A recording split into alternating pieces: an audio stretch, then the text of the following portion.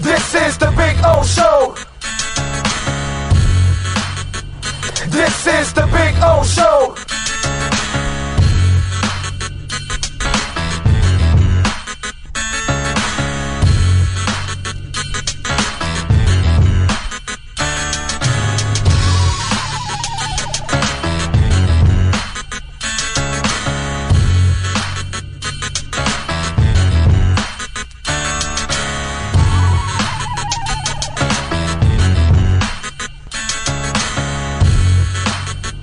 This is the Big O Show. This is the Big O Show. This is the Big O Show.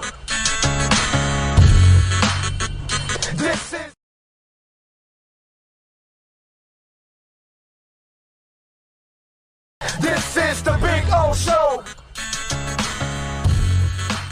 Sports fans love a place with great food, cold drinks, and TVs everywhere. That's why sports fans love Sports Grill and their 7 amazing locations. Check out the Bird Road location at 11481 Southwest 40th Street in the back corner of the West Bird Shopping Center. Sports Grill is also now offering some great employment opportunities. All kinds of positions are now available from kitchen to hosting. Call for more information at 305-485-8845. From wraps to salads to amazingly delicious specialty dishes, Sports Grill is the home to the legendary special grilled wings. Since 1987, Sports Grill, good food, good drink, and good friends.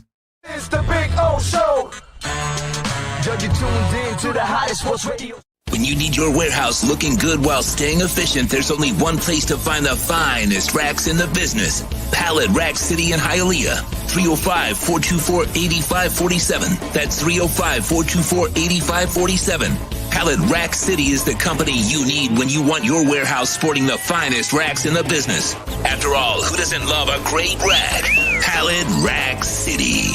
305-424-8547. That's 305-424-8547. Orlando, a.k.a. the Big O. He covers all the South Florida teams. For over 16 years, EJDconstruction.com has provided South Florida residents quality craftsmanship, accurate project management, and exceptional service. That's why EJDconstruction.com is an A-rated member of Angie's List and the Better Business Bureau. When you're looking for the right custom home builder for additions or home remodeling, please call my friend Eric at 305-433-4843. That's 305-433-4843 for EJDconstruction.com. Offense to the heat, well, you know what I mean. Monday to Friday, Probably Pablo in the...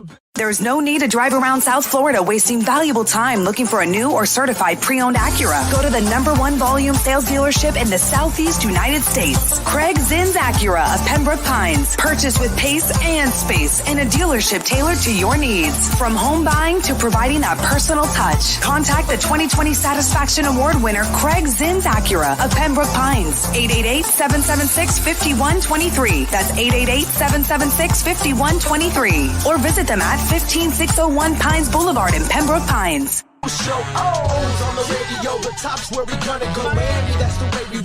Folks, you can support the hardest working sports talk show in South Florida through Cash App or Venmo. Just search Cash Big O Show. Support us through Cash App or Venmo. Cash Big O Show. We thank you for your incredible support. No one has a similar show. Talk sports, talk plays, talk... If you're a Miami sports fan, then there's only one store to go to, and that's Caneswear at Miami Fanwear in Davie. They're your one-stop shop for all your inner Miami CF, Canes, Dolphins, Panthers, and Marlins merchandise. They have hats, t-shirts, game day jerseys, and so much more. Located at 2511 South University Drive in Davie, and open 24/7 online at caneswear.com or innermiamiwear.com. Call them at 954-835-5597. Caneswear, the spot where inner Miami and all Miami sports fans shop.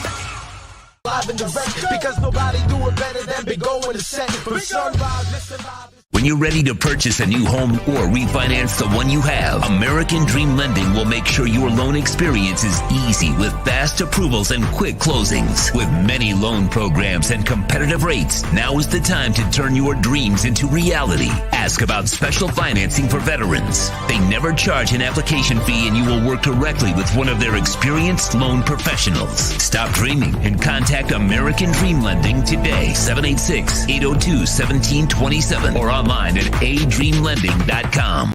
There's no need to drive around South Florida wasting valuable time looking for a new or certified pre-owned Acura. Go to the #1 volume sales dealership in the Southeast United States. Craig Zinn's Acura of Pembroke Pines. Purchase with pace and space in a dealership tailored to your needs. From home buying to providing that personal touch. Contact the 2020 Satisfaction Award winner Craig Zinn's Acura of Pembroke Pines. 888-776-5123. That's 888-776-5123. Or visit them at 15601 Pines Boulevard in Pembroke Pines. The viewpoint, statements, or beliefs expressed on the following program by the host, guests, or callers are not necessarily the opinions of FantasyXS.com, Media Group Inc. ownership, management, sponsors, or website. When it comes to South Florida sports teams, very few in the media have witnessed, lived, and covered it like the Big O. Let's start the program dedicated to your favorite South Florida teams with a passion that's unmatched. The Big O Radio Show is on. Here's the Big O. It's me. Welcome aboard. Good morning, boys and girls. Hope you all are doing well. Good morning to Sean Stanley, of course, executive producer of this program, putting it all together. We are locked and loaded. We will have Omar Kelly at 10:30. We're going to hear from Flo at 11:10, his press conference. So we will air that press conference live for you. Manny Navarro will join us at 12:30. So we are football intensive for the entire show. So we'll have some fun. And, of course, yes, my NFL picks also, as Sean is reminding me because I didn't get to them on Friday. Although, Sean, I did people a lot of favors by not doing it on Friday and doing it on Sunday because maybe less people heard it and less people would have made mistakes.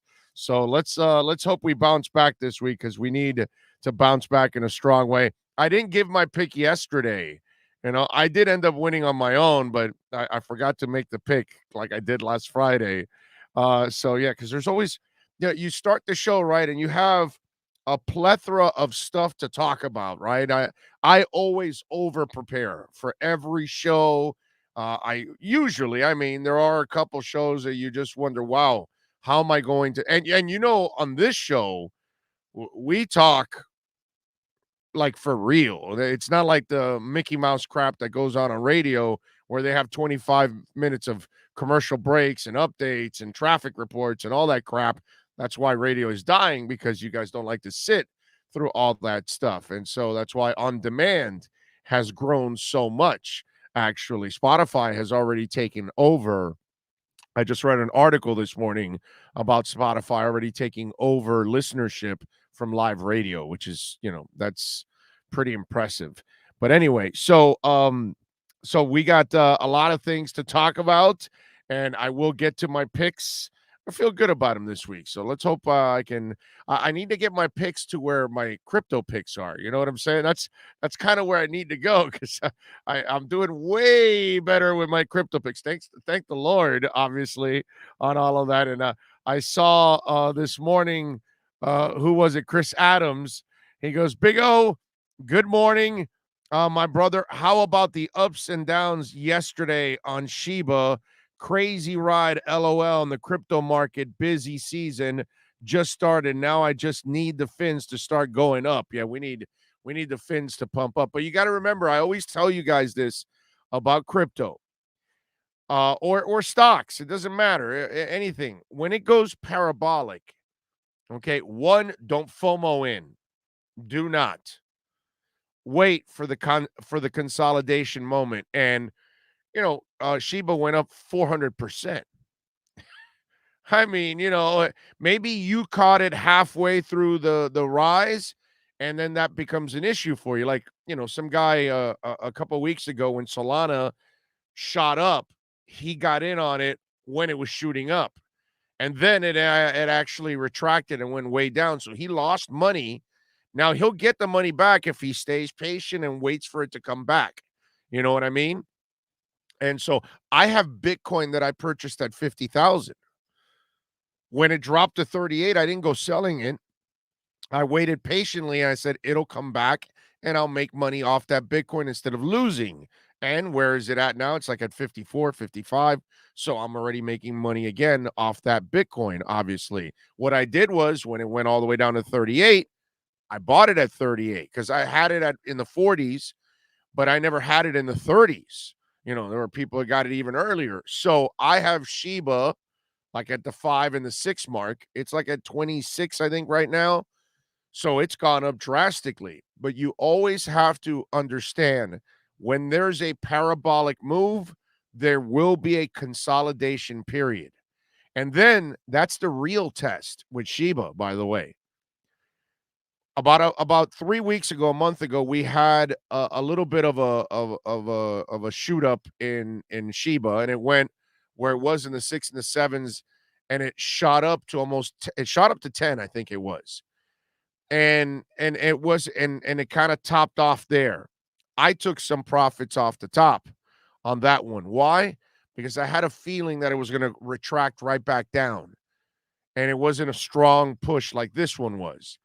And so I was right. I guessed it right. I'm not a genius. I just got lucky. So I took the profits off the top, and then it went right back down. And so then I repurchased again the stuff I sold.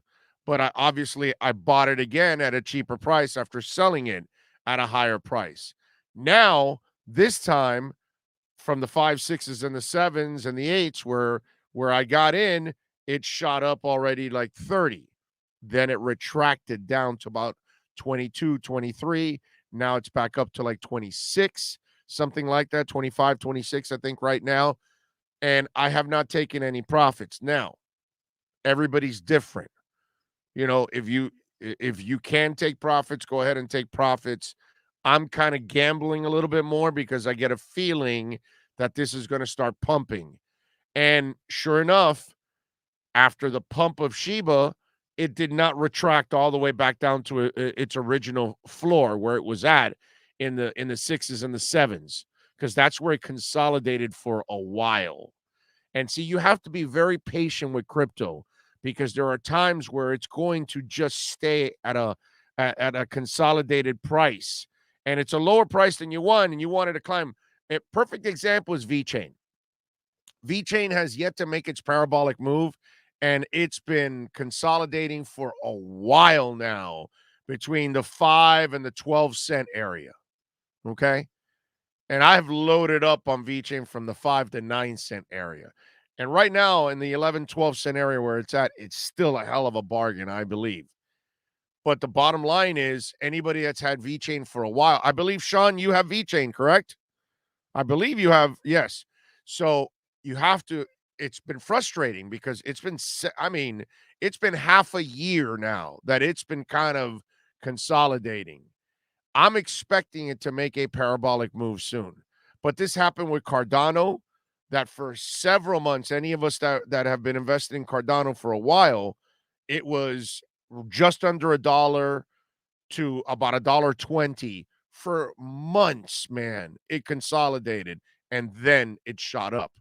And now you'll never get it at that price again. So that's the game you've got to play, right? And you don't know when it's going to top off. You don't know when it's going to bottom out. And you never know when a parabolic run is going to end. And you never know how far back it's going to consolidate. But you have to have some patience, with all, how I've begged some of you to have patience with the Dolphins. You have to have patience and courage with crypto because you cannot get flustered with some of the volatility that's in it, because eventually it will go up, but you have to weather the storm at times. So the same thing now with SHIB. Now, I don't know what's going to happen with SHIB, man, because I don't look at SHIB the same way I look at, Cardano or VeChain or Ethereum or Bitcoin or any of those. I look at those coins like this. That's long term. That's, financial wealth that you can really gain from down the line, because I think these things are going to explode. With SHIB, it's kind of a gamble, but it does have a lot of technology behind it that it actually isn't really just a meme coin. There is real, tangible stuff and work behind it. So I think it will continue to climb, but you have to be patient and you cannot panic, and that's the tough part in crypto. And financially, we're all different. So if it climbs to a point where you can get your profits, your investment back and start enjoying profits, then do it, man. Do it. If you want to wait and be patient and hope that it climbs more so you can try to gain more, then you take that gamble. We're all different in that sense. You know what I mean? So that's all up to you. I told you guys about Cardano when it was under $1. Now it's over $2 and headed to 3. You can get off the gravy train whenever you want. I told you about, Ethereum when it was in the 1500 to 1700 range for a while. And now it's, over 3,000. You get off the gravy train whenever you want. You know what I mean? All these coins that I've told you, the only one that really hasn't climbed yet is VeChain. And BitTorrent, BTT. BTT is now, if you got in on it at 34 and 35, which is, a third of a cent, by the way, now it's up to like 37, 38. So you're already starting to make a little bit, but it's going to climb. It's going to climb. And when it climbs to a penny or 2 pennies, you are going to, you're going to be 10 timing, 20 timing your money by that point. So, but you have to be very patient in crypto and you have to stay strong in it. But again, always try to take profits if you can. Okay. And definitely try to get your investment back. That way you're playing with house money. You know what I'm saying? That's what it's all about. Let's see. What else do we have here to talk about? We got a bunch of things. We'll talk a little bit of Dolphins, obviously, and Bucks. Heat last night. Panthers and Lightning. Lightning got their revenge last night in a strong way. Knight ended up giving up 3 goals. They gave way to the Gibson kid, too. Rams and Seahawks last night. Can I say something about the Rams and the Seahawks? Geno Smith looked good yesterday. He looked comfortable. He looked like he was in control. That interception, if you really look at it, it wasn't really his fault. He was throwing it right to the spot where Lockett was supposed to be at before he tripped and couldn't get to that spot. I got to tell you something. I felt terrible for Geno Smith. I know it was the night of the ugly finger because Stafford had a finger injury. Russell Wilson had a nasty finger injury, and his obviously took him out of the game. Stafford, he was still able to stay in the game and throw some darts. But, wow, I mean, it took 8 years for Geno Smith to develop, but he looked good yesterday. Like, he looked comfortable. He looked in command. He was confident the way he was playing. He was throwing the ball with authority. He was accurate. He was on time. Good for him, man. There's something to be said about the human being not giving up and not allowing people to dictate to you what you can't do, or we're all going to fail, right? And, one of the sayings I've always had in my life is that success is fed off of failure, because you got to fall off the bike before you continue to ride the bike, right? You got to fall off the skis before you continue to water ski or skateboard or whatever. You know what I mean? When you're writing cursive for the first time, it's a disaster until you practice it, and then it becomes more legible, all that, until we get to our signatures, which is never legible, but that's a whole different conversation. But you know what I'm saying? You fail in everything when you start. First time you throw a football, first time you throw a baseball, whatever it is a hell of a lot different than the 1,000th time you throw the football or the baseball, correct? So failure is all part of life. you're falling down before you can walk. And then eventually you know your balance and you can stay up, And for Geno Smith to fight through the adversity of failure as a first round pick for the Jets and not living up to the expectations and all of that, and then you're casted aside and you're nothing. And you know what? Maybe last night's appearance was an aberration. But I got to give him credit, man. He looked good. He looked comfortable, man. Good for him. Because that little moment there might get somebody to say, hey, man, we're a quarterback desperate league. Let's give this kid a second chance. But I got to tell you, they coached him up there. Kudos to him fighting through all of that. I think he's a great example of fighting through adversity in life, because it isn't easy what he's trying to do. Very, very few people in the world have the skill set to play quarterback in the NFL when you got a bunch of mad men, going after your ass and they want to just, knock your head off. You know what I'm saying? So it's I felt bad for him when that interception happened and you saw Lockett fell. Because when you first see the interception, you're like, oh, dude, you look good, and now you went back to being Geno Smith. That's kind of what you said, right? And then you look at the highlight and you look at what really happened, and I can't even tell really, did he trip up with the other guy, with the DB, or did he trip up on his, because it kind of felt like he tripped up on his own.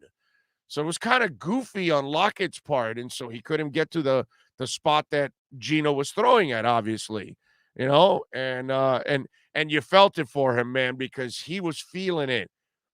And that would have been a really good moment for him right there if he would have been able to bring them back and tie the game.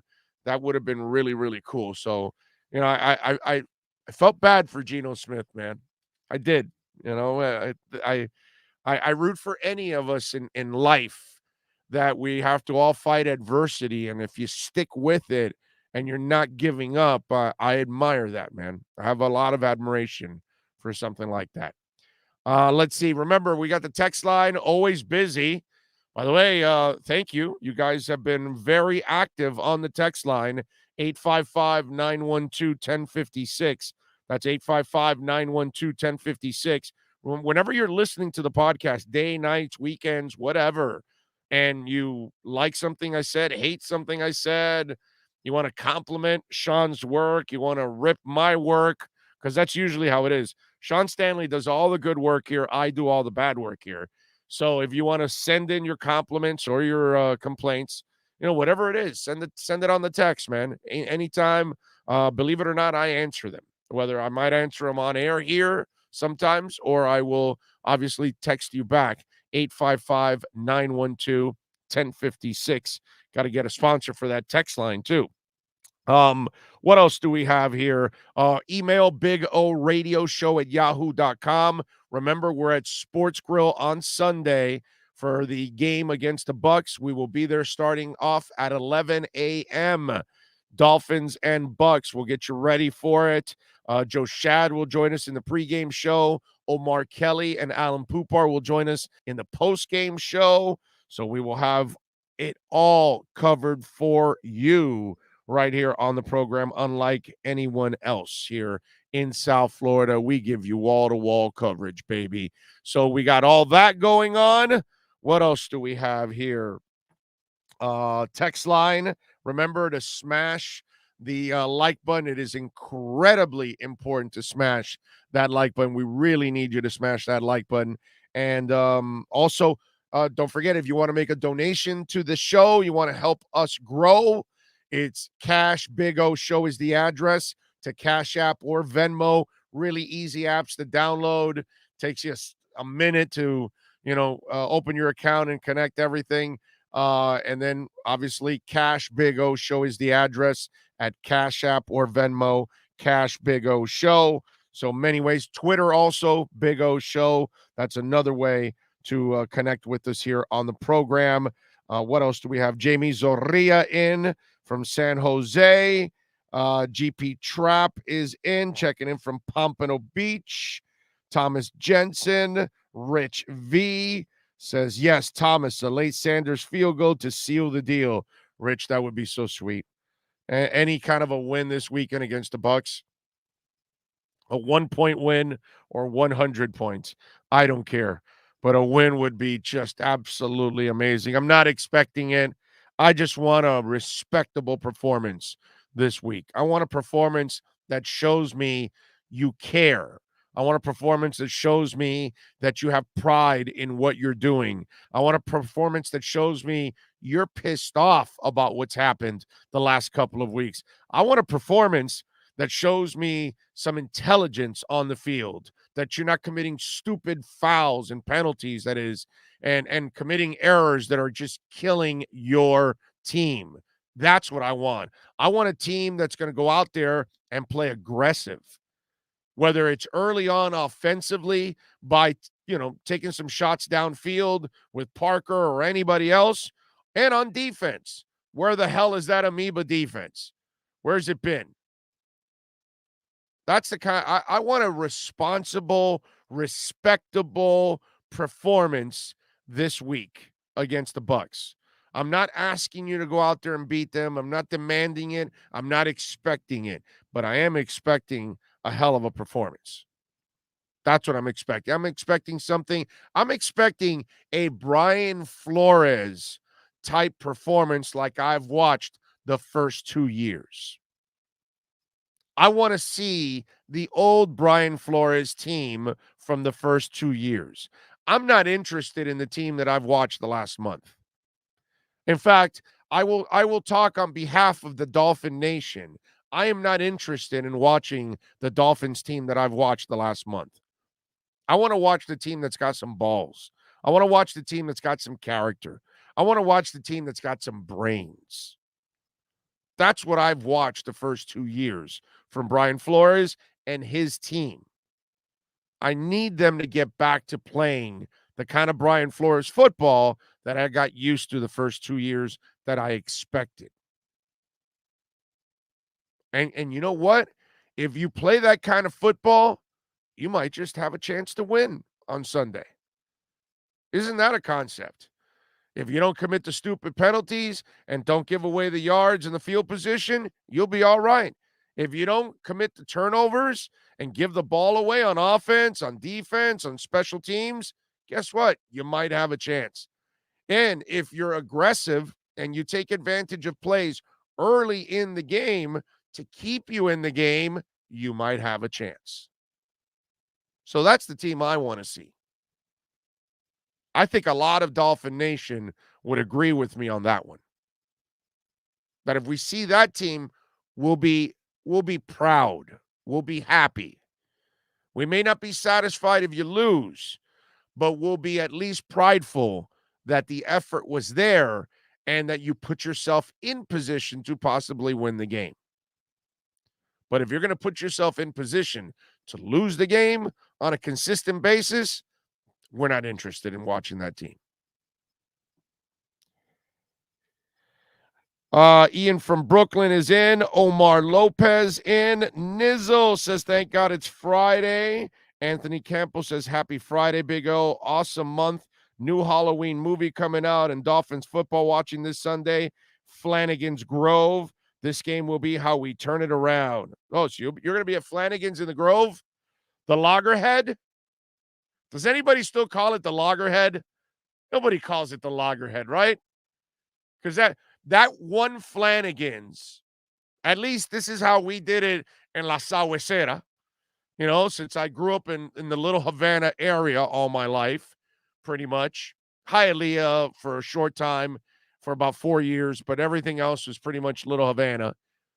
And living in the Little Havana area, obviously the Loggerhead was one of the places you would go to go watch games and, hang out, in a great atmosphere back in the day, especially on Fridays, man. That place was just absolutely, on Thursdays too, used to rock, man. Monday Night Football also was absolutely awesome. But we never called it Flanagan's. We always called it the Loggerhead.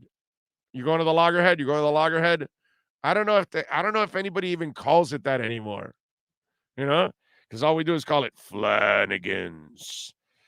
Let's see. And yes, the new Halloween movie, although I probably will wait till it's on my TV.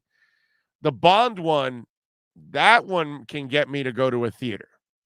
I don't go to theaters much, but for a Bond movie, I might do that. JG Long is checking in from Malaysia. Says, have you watched Squid Game on Netflix? No, I have not. I guess I'm going to have to write it down. I got a couple of things to watch. Squid Game. Okay, Netflix.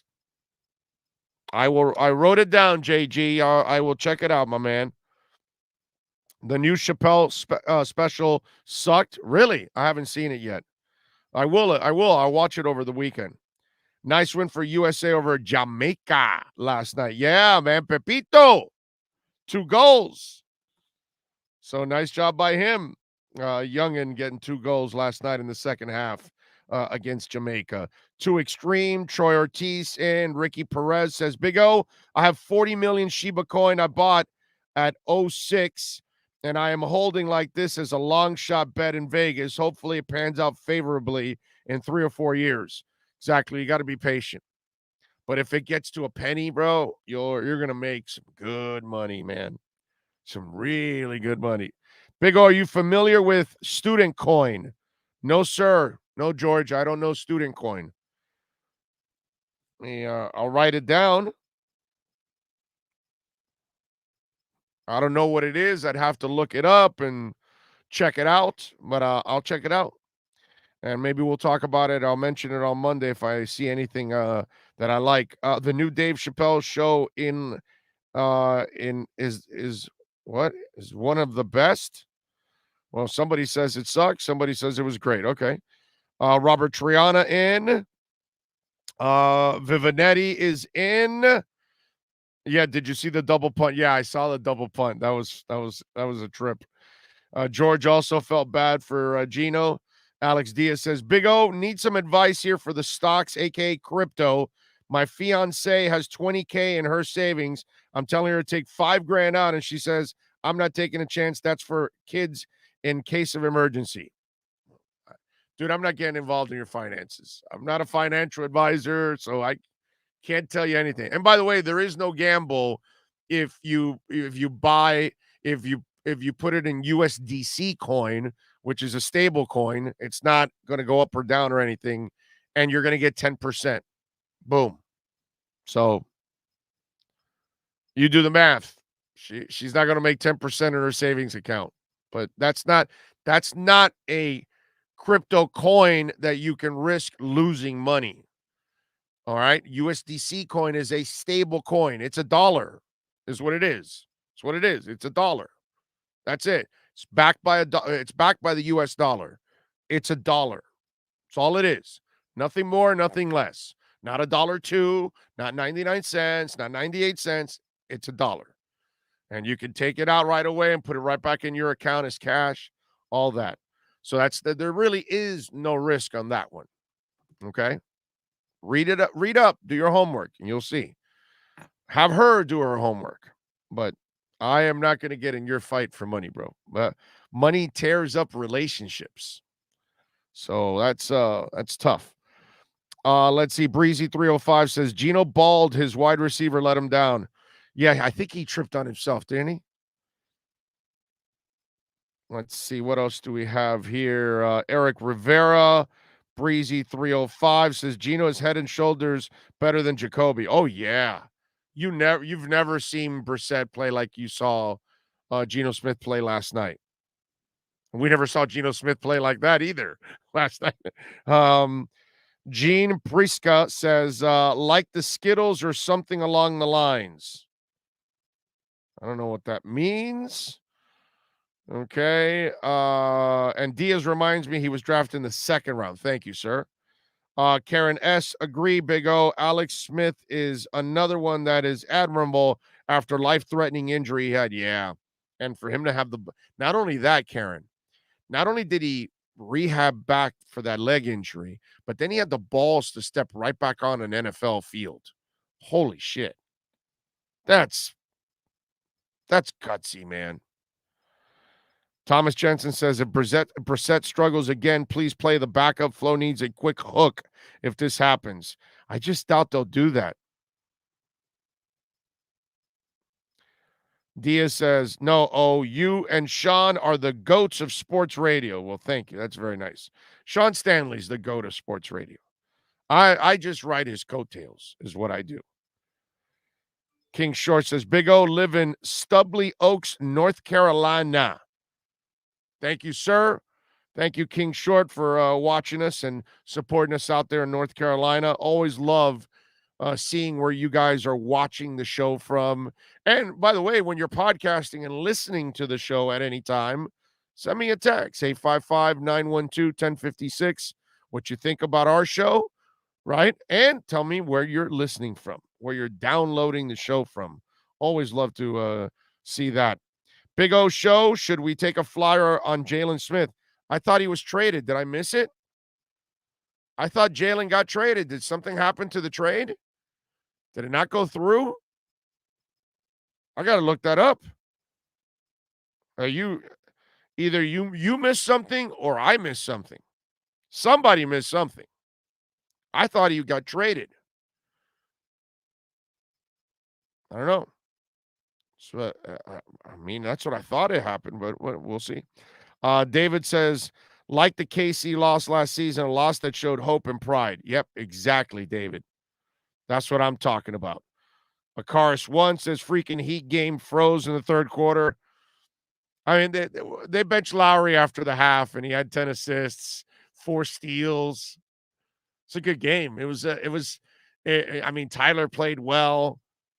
One of the things that I like about that game, and I talked with Ira about this, and it kind of reared its beautiful head last night.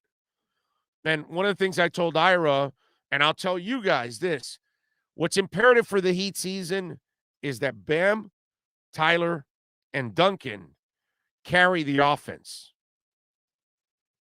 You cannot put the burden every night on Jimmy Butler and Kyle Lowry to carry this team. So you need the young guys. What you need is Kyle and Jimmy to help you out on defense. What you need is PJ to help you out on defense. Markieff Morris to add some defense. You know what I'm saying? That's what those guys are going to bring to the table. Keep them fresh by not putting the burden of offense on them. Have them be the complementary offense. But the main offense needs to come from the young guys. And last night, Tyler shooting lights out, Duncan shooting lights out. If you could get the Strus on the loose constantly, that'll help out. And bam. Huge, man. Huge. And that way, everybody else kind of, helps out. And then when you get to the playoffs, then these guys will have fresher legs, and then they can help you out if they have to. Key moments offensively and things like that. But last night, what I saw, like Lowry last night, 19 minutes in the half, 10 assists, 4 steals, 5 rebounds. Dude, I'm happy. I don't want him having to score 15, 20 points every night also. And if Jimmy has to score 24 points every night, no. Cannot happen. You got to try to keep these vets as fresh as possible so they can whip it out defensively in the postseason. You guys were thinking Blazing Saddles or something, huh? Anyway, so you gotta have the right balance. And last night, I saw the right balance. And that was fun, man. That was a really good half of basketball that I felt so good about the team. It's well constructed. Now, size might be a little bit of an issue at times. Depth might be a little bit of a question at times, but age might be a little bit of a question at times. That's my bigger concern down the line. The next year, the year after, I start worrying about how older these guys are getting. But they've got enough this year to surprise people. And with the right breaks, Forget it, dude. They can go far. Pro Book Picks giving us some love on the super chat. Thank you. Appreciate you. Weapons X United. Says chiming in from Atlanta, Georgia. Great show, bar none, Big O. Thank you, sir. Thank you for your loyalty. Thank you for your constant support. Appreciate you, man. That is very, very nice of you. Lou K says, love your show. Fin fan from Mexico, even if they are struggling. Well, hey, man, we're not going to bail on them just because they're struggling. You know, I mean, it sucks, but it's not like something that we got to, give up on our team. They're trying. It's just not going the way we want it to go. That's all.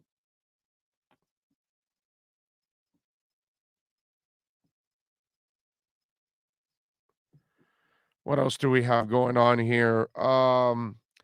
David says, Big O, what's up from San Diego? Already smashed the like button. Hoping this week is one of those games Miami steals every year. It would be nice. Would be nice. It would be like one of the more joyous post-game shows I've done in a long, long time. If they win on Sunday, would be phenomenal. Ramona says, Big O, I hope we can turn this around. I'm being patient as a young Dolphins fan, but man, I'm really afraid of another rebuild. We all are. None of us want that. We need this one to succeed. And I'm not ready to give up on all these people. I just don't think it's fair. I'm not happy about a bunch of things just like you guys are, but I just think we got to give them a little more time. Big O, can you explain to me how we have a first-round pick inactive almost all season there? Has to be some talent there to be a first-round pick. Flo is too stubborn. No, it's not. Richard, you have two established corners. So the kid right now is not at the point that you trust him to play as a starter. And he doesn't really play the slot. They tell you that he can play the slot, but that's not really his bag. And so Needham has, to their credit, he has developed, and they're not forcing the first rounder. They're trying to justify it. They're playing the best player. And the best player right now is Nick Needham as their third corner. So now you've got the injury to Byron Jones, and X is also dealing with a little bit of a groin and shoulder, I believe? Yes, groin and shoulder. The problem is until they trust him, they can't throw him out there. And look what's happened with Jalen Phillips. First couple games, he didn't get nearly as many snaps. If you watch lately, he's now starting to get more and more snaps. But why? He's also playing better. So there's improvement. And I think they must feel like in practice he's not improving enough. Because I'm sure he's getting reps in practice. When Byron Jones is nicked up like he was earlier this week, I'm sure he got reps. We just don't watch practice, but I'm sure he got them. And so during those reps, you've got to shine. So they give you an opportunity. Example, Albert Wilson runs around wild for 10 days in shorts. That got him a roster spot. Because you heard Coach the other day, from his history, which is normal from every coach that'll tell you, if you practice well, it will translate to the game. And so they're big on that. So they need you to perform in practice so then they can trust you and put you in a game.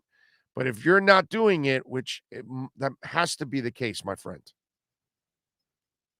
And so somebody else must be playing better. And there's a list of them. Justin Coleman, which he's been terrible, by the way. Elijah Campbell and Trill Williams. Those are the other options. And Trill Williams, they liked him from the get-go from camp. And they kept him. So that might be that might be Nick Needham project number 2 in their eyes. By the way, not for nothing, But if Nick Needham fails, if Igbenogamy fails, but you found Nick Needham off the street, that ends up starting to make up for it. People don't want to believe that, but that's kind of the way it is. Okay, if I failed with this draft pick, but I found a Mac Hollins, well, then that kind of starts to balance out a little bit, right? If I drafted Jalen Phillips, but I found Emmanuel Ogbah, balances out a little bit. You understand? And that's the convenient part for some fans, that yes, sometimes there are going to be picks that aren't going to hit, but don't forget that they're also hitting on street free agents to kind of balance it out. And you have to give them credit if they're able to do that. It's just like finding a Rondé Gadsden out of the Arena League, or Mark Dixon out of Canada, or Cam Wake out of Canada. And with Cam Wake, if you remember, for those of you that are old enough, Miami was battling with 7 other teams for his services coming out of Canada. That wasn't the case for Rondé Gadsden and Mark Dixon. But that's my point. It's Shula finding Bernie Parmalee out of UPS. Sometimes that balances out your roster too. That, okay, you might have missed on a pick, but you hit on a street free agent. You hit on an undrafted guy. If he stays healthy, Preston Williams. See what I'm saying? So it's you're quick to, and we all should be quick to say, okay, Noah's not doing anything. But we never say, well, but they did find Nick Needham. Nobody ever says that. We just focus on the negative part. But then we're never, most of us aren't objective enough to open our minds and say, okay, yeah, no, they failed here, right? And they couldn't draft this guy, but they found that guy. Nobody talks enough about finding Seiler out of somebody's practice squad. And tell me you don't love that guy. Tell me, is there a Dolphin fan that doesn't like Seiler playing for you? I think we all love him. Guy makes plays, tough as nails, physical dude, helps out. You got him for nothing. But nobody talks about that. And those kind of things do, it's quick to, all right, let's jam on the GM for this, but then you don't give the GM credit for that. So what if they hit on Trill Williams? What if he becomes a starting cornerback? Then what? Because Nick Needham's a starting slot guy. You didn't draft him. You found him off street free agency. But nobody talks about that. Why isn't that praised as much as Igbenogamy is criticized? Because you think about it, it's as big an achievement as it is a failure. Right? Isn't it? It's a hell of a failure to fail in the first round.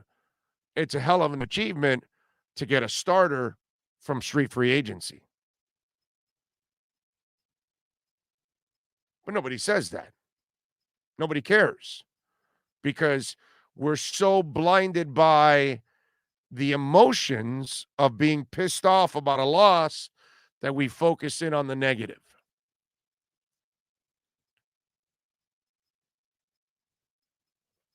So let's say Hunter Long, although he hasn't played well, he was looking good in the preseason. So this argument isn't going to fly very far for me, because he was doing well last year and in the preseason. And maybe he'll play better from here on out. But Adam Shaheen hasn't necessarily been great so far. But he looked really good last year from a pickup, a trade, back-end trade, right? So if Hunter Long got injuries and slow in developing, but you hit on Adam Shaheen, That kind of makes up for it. But people won't talk about that. So if Adam Shaheen is playing really, really well, backing up Gesicki, and Hunter Long's not doing much, you'll get your buddy saying, oh, dude, they suck because Hunter Long, and then you tell him, well, wait a minute, dude, but they found Adam Shaheen for nothing. Oh, no, screw that. No, but he's not the draft pick. Okay, I get it. But if you miss on a draft pick, you need to go hit somewhere else. That's why there are avenues. You could trade for a guy. You could sign a free agent. You can sign an undrafted free agent, or you can draft somebody. So you have, or you can steal somebody off of somebody's practice squad too.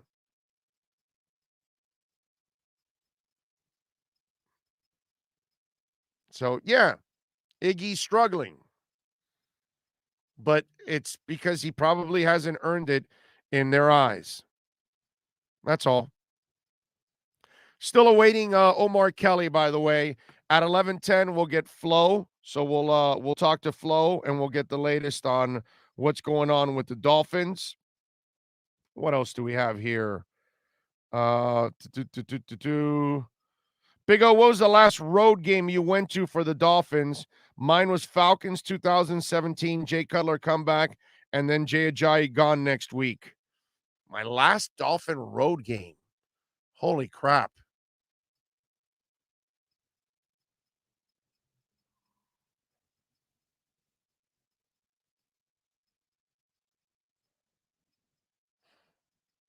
Dude, I think it was 62-7 Marino. Yeah.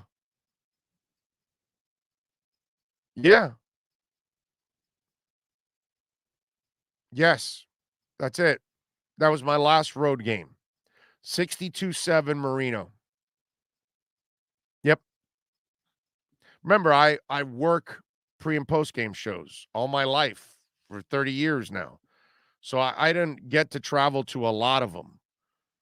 And I remember that one, they sent, well, I paid my own way to go cover that game. That's how bad QEM is. It's just so disgusting. Like we weren't going to send anybody to cover Marino's last game. What kind of a sports station is that? You know what I'm saying? Anyway, so I remember I contributed to the post game show or pregame show. I think it was via phone. But I did. Oh no, I went upstairs to the broadcast booth. That's what I did. I got to Jacksonville and then I went up to the fellas where they were at, and then I sat in with everybody and did the pregame from there. And then I didn't do postgame that day because I went to cover in the locker rooms and all that stuff for Jacksonville. Because since I was going, hey, cover the locker rooms for us. And of course, whatever. But yeah, that was it. 62-7, dude. That was the last time I went on a Dolphin road game. I think that's it. I don't think I've been to a road game in a while. Big time. Big O, we expect first-round picks to be really good. Greer has whiffed too many times on first-round picks. Trent Gorge says, Big O ever going to stop defending the bust Noah? He can't even be a backup. It's a total loss first-round pick. The people have found off the street or Jags. Noah can't even be that. I don't think at any point I defended him, but whatever you want to do is fine with me. I love how people hear whatever they want to hear. I don't think I ever defended anything. I think I just explained that he isn't playing because he hasn't won the trust over. I think I explained how others win the trust and they play. Okay. That's the problem in our world. You got the people that create their own narratives, no matter what. The facts are there, but they'll go against it. You're saying one thing, but they completely interpret something else. At no point did I ever say that Noah was good or that Noah, whatever. I just said he's not playing because he hasn't earned the trust. Hawaii Dolphin says, Big O, practice is great. I agree, but if you practice against subpar players and on game day play against elite players, you will always fall short, but I love my Dolphins.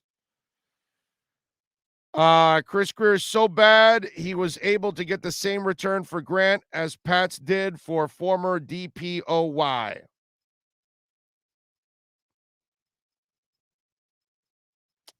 Panthers are paying for a possible Gilmore contract too, $15 million per year. Dolphins do that per year. Don't do that, Dolphin fans. Okay. Ken Rosa says, so what's your point? If we miss on a pick but hit on a free agent, it's just a wash and we aren't getting any better. Such a flawed way of thinking. No, I'm just saying that you also have to give them credit when they find somebody off the free agent scrap heap or a trade or something along those lines. Because it's easy to point out the negative, but I don't hear enough people talking about some of the other guys that they picked up for nothing that are actually helping them out. That's all I'm saying. It helps out in the balance. Doesn't make up for it, but it helps out. Now, if you're missing on your street free agents, you're missing on your trades, you're missing on undrafted free agents, and you're missing on your draft picks, that's a problem. You got to hit in different places because you're not going to hit on all of them. Oh, even a blind squirrel finds a nut once in a while. Well, Ahmed's been productive. Sealer's been productive.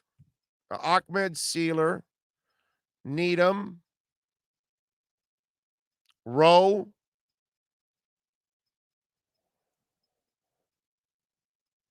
Ogba's a street free agent. That helps out too.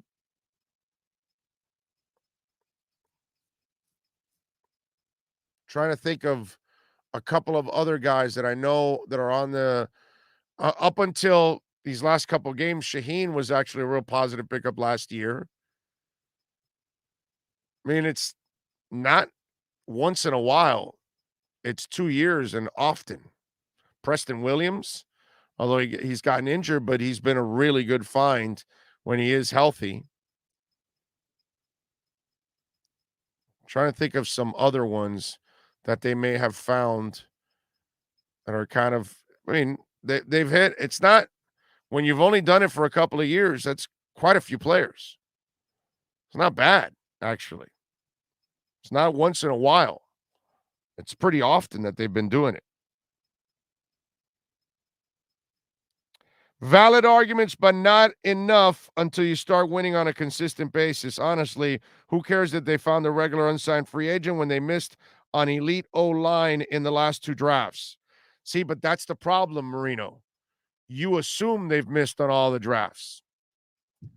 Like I tell everybody, you're the same guy that shit on Gesicki. And don't give me this bullshit. Because if you're giving up on all these guys after 1 year, then you gave up on Gesicki too. Because I always love the answer. Oh, no, I wasn't the one. I didn't give up on Gesicki. Yeah, you did. Yeah, you did. Because you're calling them all failed draft picks. And if you've only been in the league for a year and a couple of games, it's not really fair to call anybody a bust. But that's the problem here. That's the attitude that festers.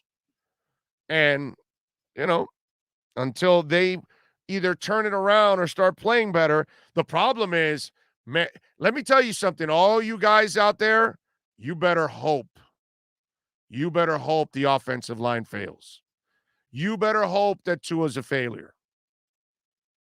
Okay? You better hope, because I see the texts every day. I see the names every day. If those guys turn it around and start playing well, man, am I going to have fun with you guys.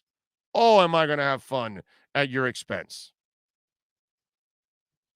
Because I've seen lots of people give up on people early on, And many, many times you look absolutely terrible.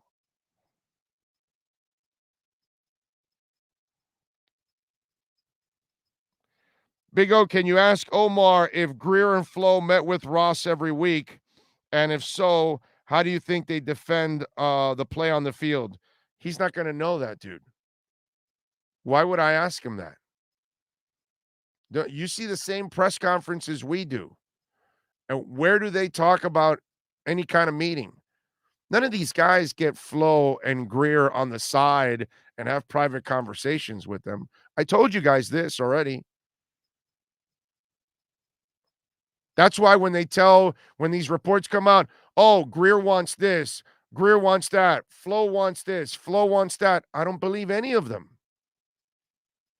Because I don't believe anybody talks to those guys. So how in the hell would they know if they meet with them? And you think Flo is going to tell you what he told the owner? And you think that Flo is going to tell Omar or anybody else what the owner said to them? Come on, man. He doesn't tell you if somebody is even in the building. So is Tua practicing today? I don't know. We'll see when we go out on the field. You mean, Coach, you haven't run into him in the? Oh, I don't know. I don't know where he's at. I have no idea. I'll tell you after. I mean, he won't tell you anything. You want him to start talking about any kind of private conversations he's having with the owner? Come on, man. That's an unfair question to Omar. And I watch all the same press conferences, and so do you, that the media does. The media right now does not have any extra conversations with people unless somehow or another they get them on the phone. And I can bet my life no one on the Dolphins beat, no one nationally, not Schefter, not Garofolo, not anybody. None of them talked to Flo or Greer. So none of them are going to know. Jason giving us some love on the super chat. He says, Big OK Voila from Ybor City. I'm hitting you with the blind ass Greer fan alert. Dale, hit the button. Go ahead, Sean. Blind ass fan alert. Look out, everyone. We've got a blind ass fan coming through.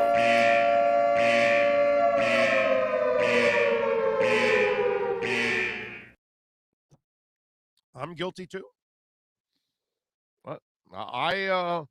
I can be hit with the blind ass fan alert too.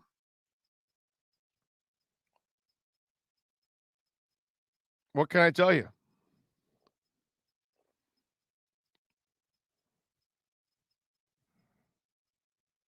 I am as accessible to it as you are. The blind ass fan alert. Let's see. What else do we have here that I want to talk about? And we are awaiting Omar Kelly, by the way. Remember, you can also send in a donation through Cash App or Venmo, which, by the way, let me mention Ray Grullon. Thank you, sir. Giving us a little love on the Cash App. Very nice of you. Giving us some love there. No questions I see on it, but thank you. Giving us a little love on Cash App. Appreciate it. What else do we have here on there? Okay.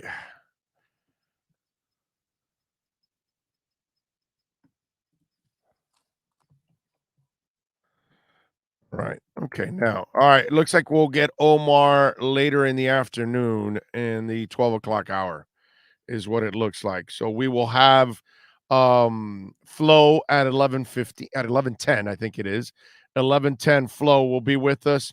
And then at 12, we'll get Omar at about 12 o'clock. Yeah, 12:20, something like that. We'll get Omar.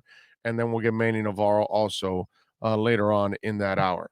Okay. So we'll have some fun with both of them. Ramona says, if they turn it around by my B day on October 30th, I will PayPal you big on a super chat, Big O. Well, thank you. I hope they turn it around, not because of the super chat or anything like that. Ramona, I just want them to turn it around because we need it, man. We need it. I want a good Dolphin season. I knew my Canes were going to suck this year. I know the Canes are going to suck for a long time. There's no real commitment to winning there, unfortunately. And so I needed my Dolphins to absolutely come through. I mean, that was the only fun thing about watching the Heat game last night.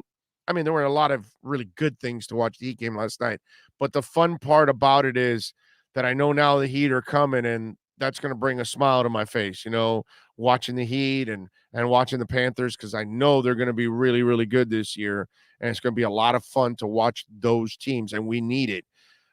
We had a rough baseball season. We've had a rough soccer season. Unfortunately, our college football team is just not going to really make the commitments that we would like. And so I was really hoping, we were going to get to the playoffs this year and take that next step as a franchise. So that's what I wanted for, not for the super chat and all that good stuff. And by the way, Ramona, if you're going to do it through Cash App or Venmo, because we get the whole donation of Cash App or Venmo. YouTube, they take away 30%. So we only get 70. So anybody that makes a donation, try to make it through Cash App or Venmo. That helps us grow a little more, is what happens. New York City Finn says, are the Finns still one more draft away from being serious contenders? And what happened if they just simply overachieve roster-wise? Well, see, all of you are getting ahead of yourselves. All of these guys are not busts. We've got to give them more time. And I can't have an answer for you until I see an entire season under their belts right now. I need to see Tua come back and finish this season and try to see where he's at by the end of the year. I mean, because ultimately, that's the pick you have to hit on. You have to hit on your quarterback. If you hit on the quarterback, everything else is gravy. So there's a lot of things we have to see. We have 13 games left. And I get it, man. We have a microwave society. We want instant gratification. And a ton of you have shit the bed over 4 games. You didn't have a damn complaint the first 2 years, and now you're complaining about everything and everyone. So I need to see more. I think I have to whip out the violins and talk about this crap every single day, because you guys want answers now when there just isn't enough proof. We don't have enough of a sample size to make a determination on all these people. There just isn't. 2 years and 4 games is not enough to figure everything out. And especially when the first 2 years went better than we expected, actually. And so all of a sudden, the 4 games haven't gone your way and you've completely lost it. I mean, really, it's pretty sad, man. It really is. Mr. Ballgame says Noah needs to be playing also. He doesn't get better sitting on the bench. How can he play, dude? How can he play? Where does he play? He doesn't play the slot. He's an outside guy. So where does he play? That's that's the part that I guess gets lost by a ton of you. If Byron Jones doesn't play, then you've got a discussion to have. But in the first 4 weeks, you have no discussion. The first 2 guys have played. They've been healthy, so it doesn't matter. There's nothing for him to do right now. Now, when one of these guys gets injured and they're out for a few weeks, that's when Noah has to be part of the picture. But at the moment, there's nothing for him to do. He wasn't really drafted to be a returner, even though he does some of that. He's not really a slot guy. He's a boundary corner.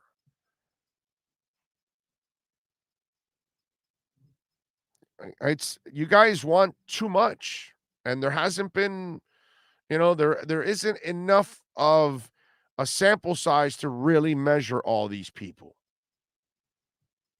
It sucks, but that's the reality that we're in.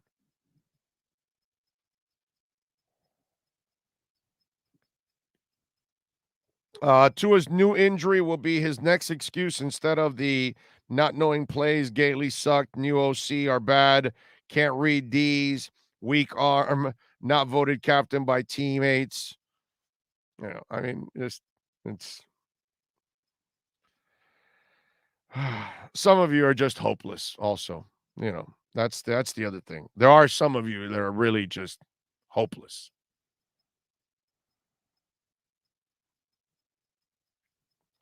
I believe in Tua, but in case he won't be the Finns QB, do you think we should draft a rookie or trade for a veteran?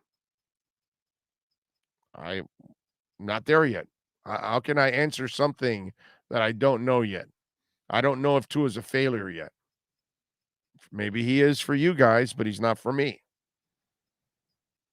I want to give the young man an opportunity.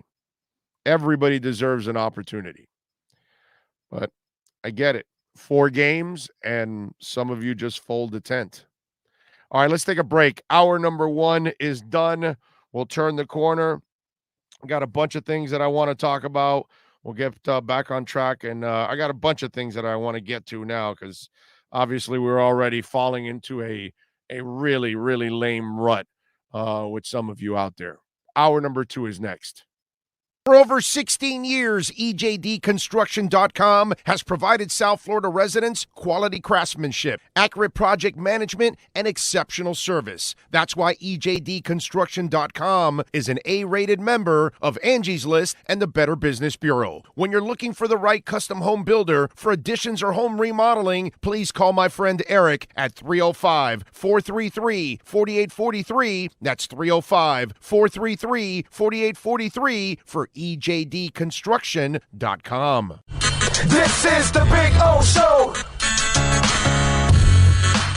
There's many ways to support our program, from subscribing and liking the show to visiting our terrific sponsors. Another way is using Cash App. If you would like to donate to the show and help us grow, download Cash App and search Cash Big O Show. That's Cash Big O Show. We appreciate your support as we continue to build the best sports show on the planet for South Florida sports fans. Support the Big O Show by using Cash App and donate to Cash Big O Show. Thank you for your incredibly loyal support. This is the Big O Show. There's no need to drive around South Florida wasting valuable time looking for a new or certified pre-owned Acura. Go to the #1 volume sales dealership in the Southeast United States. Craig Zinn's Acura of Pembroke Pines. Purchase with pace and space in a dealership tailored to your needs. From home buying to providing that personal touch. Contact the 2020 Satisfaction Award winner Craig Zinn's Acura of Pembroke Pines. 888-776-5123. That's 888-776-5123. Or visit them at 15601 Pines Boulevard in Pembroke Pines. This is the Big O Show. Sports fans love a place with great food, cold drinks, and TVs everywhere. That's why sports fans love Sports Grill and their 7 amazing locations. Check out the Bird Road location at 11481 Southwest 40th Street in the back corner of the West Bird Shopping Center. Sports Grill is also now offering some great employment opportunities. All kinds of positions are now available, from kitchen to hosting. Call for more information at 305-485-8845. From wraps to salads to amazingly delicious specialty dishes, Sports Grill is the home to the legendary special grilled wings. Since 1987, Sports Grill, good food, good drink, and good friends.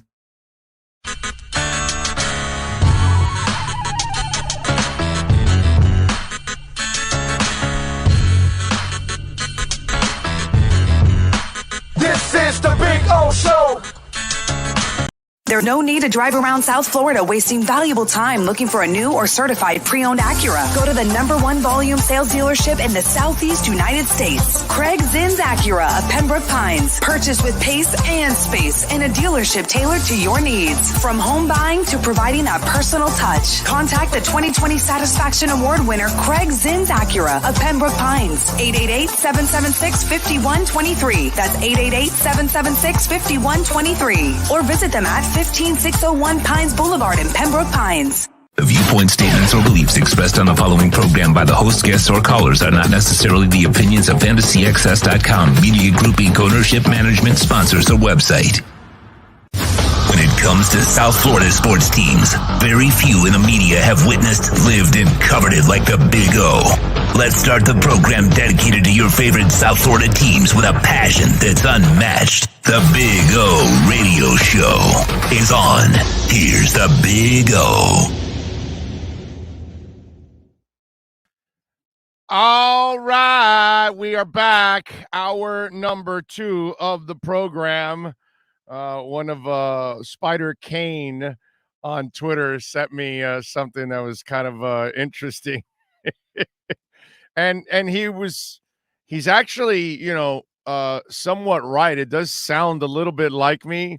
So Tim Brando put out a video of the USC Trojan band performing Tusk, the hit from Fleetwood Mac. And so here's the Twitter post, and listen to Brando talk about, the performance. And I like using the word baby a lot, right? So does kind of has a little sound like me. Just the way Mick Fleetwood would want it, baby. That part right there, yeah. The Trojan man. But that's definitely Brando, not me. By the way, Spider Kane, I was not in California, because he goes, Big O Show, were you in LA for this? Because that is your voice and the use of baby all the way, which he's right. I do have a tendency of using baby a lot. And it does have a little bit of my ring, but that's clear. You can tell it's Tim Brando. It's not me. I wasn't in California. Although I don't mind going out to California if there's a couple of good rock shows that I can go out and check out. I'll definitely do that. I don't have a problem doing that. But anyway, hour number 2 is on the air. Lightning defeat the Panthers last night 6-2. So they're 5-1 now. Tampa's 2-4 in the preseason. Not that really matters at all. The last preseason game is tomorrow. And once again, against the Lightning, it'll be over at, is it the BB&T Center, or it's got a new name? I forgot now. I think it's got a new name, right? I forgot now. I know that the AAA is the FTX Arena. Obviously, this has to do with crypto. So that I will not forget. But I don't know why I'm thinking, do you know, Sean, does the hockey arena have a new name? How come I'm thinking they do have a new name? I don't know. Anyway, so it'll be at the Panthers Arena tomorrow night at 6:00 for that one. Rams beat the Seahawks last night, 26-17. Rams look good, man. They're 4-1. Look really, really good overall. USA, nice win last night against Jamaica. Pepe gets 2 goals in the 49th and 62nd minute of that. So that's some of the stuff that went on last night. Also, baseball, we had 2 games. Stros beat the Sox 6-1. Houston takes a 1-0 lead. Today will be game 2 at 2:07. So a little bit after we get off the air, White Sox and Astros, Giolito and Valdez will be towing the slab. Last night, Rays pounded the Red Sox 5-0. They take a 1-0 lead. I mean, at one of these years, right, Tampa or Oakland, and I know Oakland's not in the playoffs, but one of them has got to win the World Series, right? I mean, they get to these playoffs so much. If they actually would spend money, they would win all kinds of titles. It's nuts. Now, the Rays have got the kind of team, Rosarena, by the way, who helped me out on my fantasy team this year. He had a home run yesterday in the 5th inning. 7:02 tonight for Game 2, Chris Sale against Shane Baz. First pitch 7:02. Why 7:02? Why not just 7 o'clock? TNT started this crap years ago with their little 7:05 start, and then everybody else picked up from that, and nobody starts like right on the top of the hour anymore, and that kind of crap. Anyway, 4:37, Game 1 on TBS between the Braves and the Brewers, and Charlie Morton and Corbin Burns. And then at 9:37 is Game 1 on TBS between the Dodgers and the Giants. I'm looking forward to that one because that series is so stinking personal between those two teams. Like, there is legit hate between those two teams. I mean, there's also legit hate between those two groups of fans. I mean, it's scary because, they get in tussles and people end up in comas and stuff. It's pretty ugly, which there's a real problem going on right now. And the NFL has got an issue with fans fighting and all that. I never understand that stuff. You go to a game to fight? Really, dude? You're fighting over your team? Huh? You're fighting over your colors? Oh, what happened? Did he say your team sucked and you got mad? Did he say that your pitcher's weak or that your quarterback can't throw the ball or something and you got insulted? Ooh, here we go. Let's go. Coach Flo. Let's see what he's got to say. We'll have a backup for sure. Backup plan. So did Raekwon Davis look good this week enough where you think he'll be available Sunday? Yeah, I mean, all things go well today. Expecting to be up on Sunday. With the center, obviously you still have Cameron, but can a guy who showed up on Wednesday play and execute your offense if put in the position have to play at center? I mean, he's done a nice job these last couple of days, so is that the perfect situation? Probably not, but we're going to play the guys we feel are give us the best chance to win. I think Austin's done a nice job. Obviously, Cam has more familiarity with the offense, more familiarity with the guys around him on the offensive line. But can it happen? Yeah, I mean, we've done that here before. Is that the ideal situation? I think that's we're working through that as a staff. Flo, how have you liked how your team has practiced this week after after last week? These guys always work hard. I mean, that's I can count on that. I can count on them to compete. I can count on them to work hard. I can count on them to come in and be professional and do things the right way. So from that standpoint, they've done a good job. We saw Devontae pop up yesterday with a hamstring on the injury report. His status for Sunday, do you have a sense of that yet? Yeah, I mean, we'll see how he does today. He'll be out there a little bit today. See what kind of soreness there is there, and we'll make a decision. That may go up right up until game time. Coach, can you talk a little bit about Albert Wilson? What have you seen from him? And if you would like or expect for him to have a bigger role in the next few weeks? Yeah, Albert, got off to a strong start in training camp. Dealt with an injury, came back.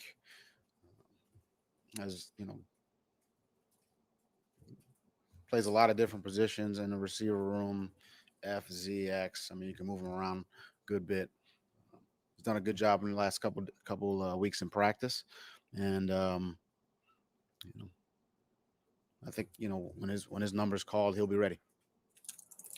The team started 1-3 for the second week. What has the message been this week with the team? Continue to work, continue to try to improve, continue to prepare, practice the right way, prepare the right way, and that'll give you a chance to execute. If we continue play with more consistency and not beat ourselves, and we'll play better. That's really the message. with what you've seen from the punt and kickoff returns, obviously you have a couple of candidates, including some young players. Are you comfortable with Jalen Waddle adding that extra work on his plate, and do you have other options? Yeah, I mean, I'm comfortable with Jalen going back there, returning punts. Obviously, he's got speed and ability to make guys miss. So, we're always gonna put the best guys back there. Javon Hollins caught punts in the past, so he's an option. But that's we got everybody. We have to get everybody on those units to make their blocks, give us an opportunity to catch the ball and get vertical. Obviously, ball security is the top priority there. So, yeah, comfortable with the guys we have there. Have you and Danny looked at Noah on kickoff returns this week? He did well, of course, as you know, at Auburn on kickoff returns. Yeah, we've looked at that. We certainly looked at that. Some other guys there as well, to include Waddle. So, yeah, we've looked at all potential kickoff returners. But kickoff return, it's one of those where a lot of teams are just kind of touch back and the opportunities are somewhat by game potentially limited. So, but yeah, we'll put the best guy back there. And if given the opportunity, we got to execute in that phase as well. Make the blocks and find a lane and get vertical and try to create a play there.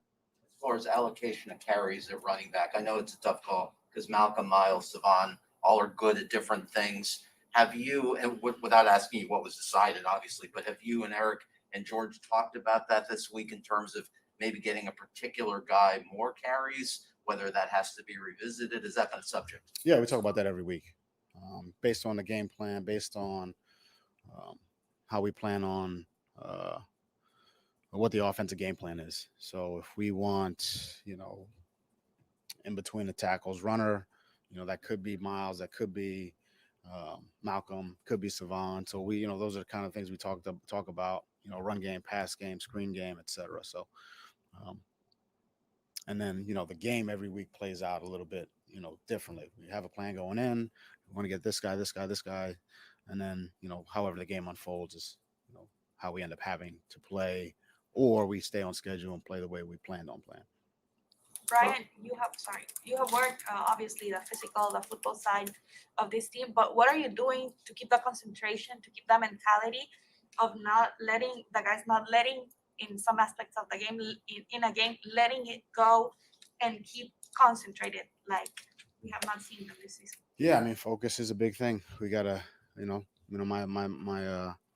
what we always talk about is just taking it one play at a time and focusing on that play and not worrying about something that happened before, what's going to happen in the future, what's happened in the past, what anybody's going to say, what a coach says, what another player says, what a penalty that happened, or, good call, bad call, I think that's part of the game. I think we always need to take the next play approach. And I think if you just concentrate on the next play, focus on the next play, regardless of what's happened, that's your best. That'll put you in the best position to succeed on that particular play. So that's always the message to our team, to the players, to the coaches, to really everyone in the building and the organization. That's kind of the approach and the message that we try to send out.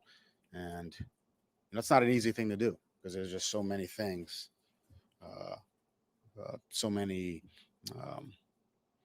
so much going on in the world, so much going on within a game. It takes a lot of focus and discipline to do that. And we that starts in practice. After Jakeem was traded, one of the names that came up as a guy who could see more playing time is Preston. So given his injuries over the past couple of years, where is he physically, would you say, as well as, for that matter, mentally in terms of moving past these injuries and just focusing on playing football. Yeah, I think physically he's in a good place. He's running well. He's in shape. I think, mentally, I think he's in a good place also. I think he's, excited to get an opportunity. I think he's, moved past. I don't think he's thinking about, what's happened in the past. I think that's something we talk about. Let's not worry about, injuries that happened in the past or, any whatever's happened, whether, good or bad. Let's just kind of focus on, kind of what we just mentioned. Let's just focus on, today's practice and getting ready for the game. And, when we get into the game, take that one play at a time. And I think he's in a good place. And I think he's excited to, to get an opportunity. And I think he's preparing so that he can take advantage of that opportunity. Coach, defensively speaking, the first half production has been better than the second half of games so far for you guys this year. Is there a key in your mind to get more consistent play over the course of 60 minutes from the defense? Yeah, I mean, that's something that, offensively, defensively in a kicking game, it's a team. As a team, we're not playing consistently enough. So, specific to defense, and it just really boils down to, fundamentals. Communication, consistently communicating, consistently tackling, consistently setting the edge. So, those things that have, maybe started in one way, we just got to, maintain our focus, concentration, and, continue to play well in whatever phase it is, especially if we get off to a good start. I know Raekwon is just coming back from the injury and is getting that football legs underneath him. But how has he looked this week in practice? He's looked good. I think anytime you take some time off, there's a little bit of, rust, and I don't say that in a negative way. It's like anything. You don't work out for a long time. You come out, you're a little bit more sore. You don't, my son didn't do math all summer. He went back to school and he struggled with math a little bit. So, it's just one of the things you got to get back into it. You got to practice a little bit. He's probably gonna be mad I said that. So, yeah. Help me out there, please. But I think, that's when I say rust, I don't say it in a bad way. I think, Raekwon's, he's working his way back. It's important to him. And, we're excited, hopefully, to get him back. So are you solving all the math problems? I'm not, the new math is killing me. So, Well, really all week we've heard guys talk about this phrase of like looking themselves in the mirror. And I'm sure that stemmed from somewhere, some sort of leadership. And I'm just curious what, in your opinion, that means. What does that mean to look yourself in the mirror at this point in the season? Kind of a do or die maybe in some ways. I just think it's,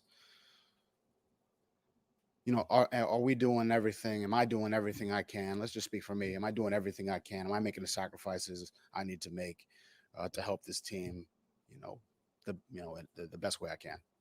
And, I think that's something that, I think some guys are asking themselves. So I don't think that's a bad thing. I think, oftentimes, it's good to, I won't say reevaluate, but, take a look at yourself, evaluate what you're doing. Is there anything you can do better? I think I'm always doing that. Is there any way, can I help this team? Can I help an individual? Can I help a coach? Can I help someone on the support staff? Do a little bit better.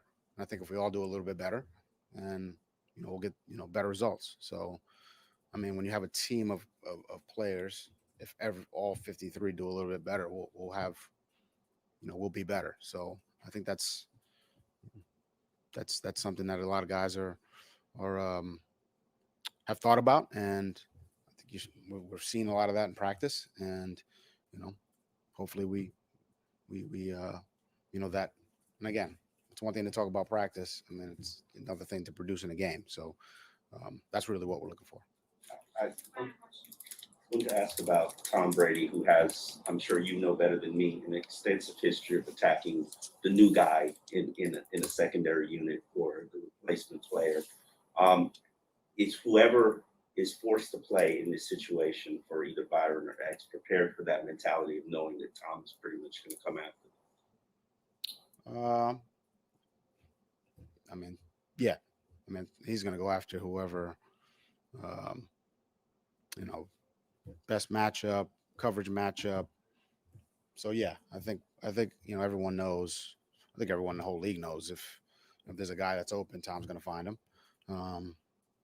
And if there's a matchup he likes, he's going to attack that matchup. I think, you know, I think we all know that. And I think I don't think it's just a one-on-one thing. I think it's more of it could be a one-on-one thing. It could be a coverage situation where there's a weakness in a coverage.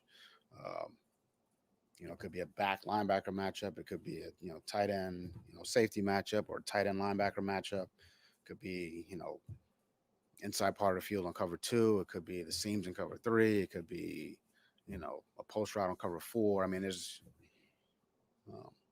yeah. I mean, if he knows what it is and he sees it, but I think that I don't know if it's a one-on-one thing or more of a just all of it. So, he does a great job. He's done a great job for a long time. Definitely going to be a challenge for us. So, we've got to play well. We got to communicate. We got to tackle. We got to set the edge. Those 50-50 balls, we got to do a good job on those. Thanks, guys. There you go. That's the coach addressing the meteors. All right. Good stuff there. I like the fact that he says physically and mentally Preston Williams is in a good place. And with the Will Fuller injury, this is also a great opportunity for Preston. Look, Preston has had many moments where he's flashed, and he has shown us that he has got some serious ability. What you expected out of Devontae Parker, you're never going to get it because, unfortunately, Devontae Parker has so many injuries that his body's so beaten up at this point. He's pretty amazing just to be on the field nowadays and be productive. That's a hell of an accomplishment in his place. But Preston, his body is still fresh enough. He doesn't have a long injury history. It's just really what's happened recently in the last 2 years. And these aren't injuries that should cripple him to the point where he's never going to reach his peak. Something that now I think that is never going to happen with Devontae Parker. Devontae Parker will have opportunities where he can flash and help you and those kind of things, but not be that guy. Preston can be that guy. And Albert Wilson's never been that guy. And so you got an opportunity now. If he is really healthy, like they say he is, and they've been really careful with him, and they've given him time to heal. If he is healthy, man, that's one guy I would love. Now, this is the wrong quarterback. So, I mean, the sun can shine on every dog's ass every once in a while. But I think once you get Tua back next week, if this kid really is healthy and somehow or another, the line starts giving him a little bit of time, I think you got a chance at getting that special player that we have witnessed a couple times. More than anything in his rookie year is when we saw it. We didn't get to see it too much in his second year. But this is a kid, man. It's got a world of talent. And when I heard Coach Flo say he's in a good place physically and mentally, I hope that's accurate. I hope that's where he is, because that's one kid that's got a ton of potential and can really add a lot to the offense and can be a real threat because he's got size. He's got good wheels for his size. He has had the besides the injury stuff, his hands. That's the one thing that we all know that's kind of been the knock on him right now. He's dropped too many passes. That is the law right now on him. He's got to erase that part of his game. We all know he's got to overcome the injuries, and that's, anybody. But the one knock on his game has been the drop balls, and it's way too many. That's the one thing he's got to work on. But man, he can add a lot to this offense. I hope he really is healthy. I hope he's ready to contribute, especially in a game like this against a team like that. And their secondary's kind of beaten up. You need your receivers to be, on par as much as possible. And the whole Will Fuller thing is just not working out at all because he is what he is. And there has to be a little bit more discipline from this team in taking chances with injured players over the years. Whether it's Josh Sitton, who was having, all kinds of ankle issues the last couple of years, and you still signed him, and he continued to have the problems. Whether it's Devontae Parker, who had an injury history, or now Tua. You got to be careful on some of these players. Preston, he's an undrafted kid, and it wasn't like his problem was baggage, actually, he had from college. It wasn't really injuries or drops, actually. The other stuff actually has reared its ugly head. What you were worried about with Preston did not happen. Somehow or another, the kid matured and figured out some of the things he did in college. He can't do it anymore, and kudos to him. But unfortunately, a couple of other issues have come up. But injury history is something that this team has taken too many chances on over the years. And I get it. This is a brutal game, and injuries are part of it. But you got to be careful with the guy that is fragile, that isn't durable, that reliability is not an asset that he has. You gotta be able to do that. So that would be the other thing that I think you got to stop taking chances on injury-prone players, because more often than not, they're going to end up burning you. One of the things I thought he also talked about was working hard and being competitive in practice. And we're not watching lazy guys out there on Sundays. We're watching guys that are making stupid mistakes. Okay? That is what we're watching out there. That's the problem, the penalties, the mistakes. And like last week, it wasn't a ton of penalties, but my Lord, the moments you chose to have those penalties were so brutal. So you gotta, obviously play a lot smarter. But it's nice to hear the coach say that that I could always count on them to work hard. And that means you haven't given up on your coach either. Now, as the season goes on, if the lapses continue, then yes.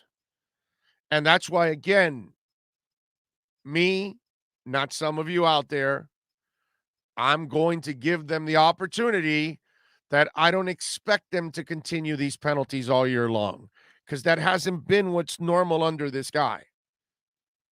I don't expect them to continue making the stupid mistakes, because that's not normal under this guy. And maybe I'm in denial, and maybe some of you have the crystal ball and you're right, and that these 4 weeks are a sign of what's to come from here on out. But I'm going to go with what I watched the first 32 games, because 32 outweighs 4 in my eyes. And in 32, I saw a team that played hard. And in 32, I saw a team that played smart. And in 32, I saw a team that would take advantage of certain situations and was opportunistic. They got to get back to being that team. So I'm not going to overreact. I'm not going to jump ship. And I'm not going to panic over 4 games that have not gone the way that we wanted them to go. I'm going to give them the opportunity to get back on track over the next 13 and show me what you showed me the first 2 years. And show me that these 4 games are the aberration, not the norm.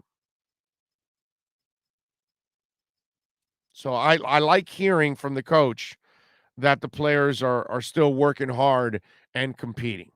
If he was at the podium talking about we're not competing hard enough, we're not working hard enough, then I'd be concerned.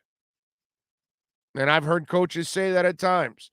Hey, we're not working hard, we're not competing enough. That is concerning. So I thought that was actually a positive. By the way, the Devontae Parker, we might take it up to game time. Can I tell you something? I think he's full of shit. I think he's lying. I think he's just trying to keep people off balance, like, the Bucks. So they don't know what to prepare for, all that. Not that they're shaking in their boots about Devontae Parker anyway. But I think for sure Devontae Parker's playing. Devontae Parker has proven that he plays through these nicks and knacks and these injuries. Unless you see that he cannot practice, then okay. But if he's out there limited, then they're just pacing him. So to me, I read nothing into that. What else? Raekwon Davis also looks like he's expected to play. I'm excited about that, man. Because that's a kid that you need to get back on track. And this is kind of a good game to get back on track because you're not really expected to win this game. Again, I just want a respectable professional performance. So this is a nice tune-up game for him to get back on track, get his groove back, and then next week start winning the games you're supposed to win and get, more W's along the way and get that record more to the point where you can, challenge for a playoff spot. But it's nice to hear that Raekwon Davis is close to returning or is going to return. Looks like it to me. All right, what else do we have here? Let's see. What are you talking about? Devontae Parker only has hamstring issues because he doesn't prepare effectively. I mean, some of you just come up with shit that, the fact that he actually stays on the field, sir, it tells you he prepares the right way. He just doesn't have a body to hold up to football. Just like you, just like me. That if we played that game, we would break down because that's what normal people do. The freaks are the ones that can stay healthy in a game like that, and the demands that thing puts on you. So, you actually made a point that has zero substance because it's actually the opposite of what you're saying. Devontae Parker now, because he takes care of his body, is able to fight through these injuries and stay on the field. Earlier in his career, he didn't take care of his body, so he could not stay on the field. Now, he gets nicked up and stays on the field. Why? Because he's actually doing the right things for his body.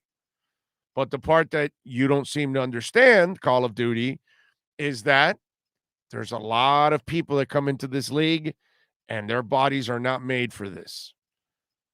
That's just genetics, man. It's just the way it is. Right? Some of us are akin to getting headaches all the time. Some of us are not. Everybody's different, man. Some of us can go all day without drinking any water, and you're like a freaking human cactus. And then there are some of us that are drinking water like it's going out of style. Some of us will catch a cold really easy, and some of us, we can walk into a room where 15 people are sneezing, and we'll walk right out, and we didn't catch a damn thing. Everybody's DNA is different. That's what you're watching with COVID now. Because as much as the doctors know, and they're learning every day themselves, they still don't know what type of DNA is affected more by this thing than others. They don't know what's in your DNA or my DNA that we might be more affected by the virus. And clearly it affects some people more than others. Bodies are all different, man. Some can last and can take the pounding of the NFL. And then there are those guys that you're Jordan Reed, and it doesn't matter how much you prepare, bro, you're going to get a concussion because your body's not made for the NFL.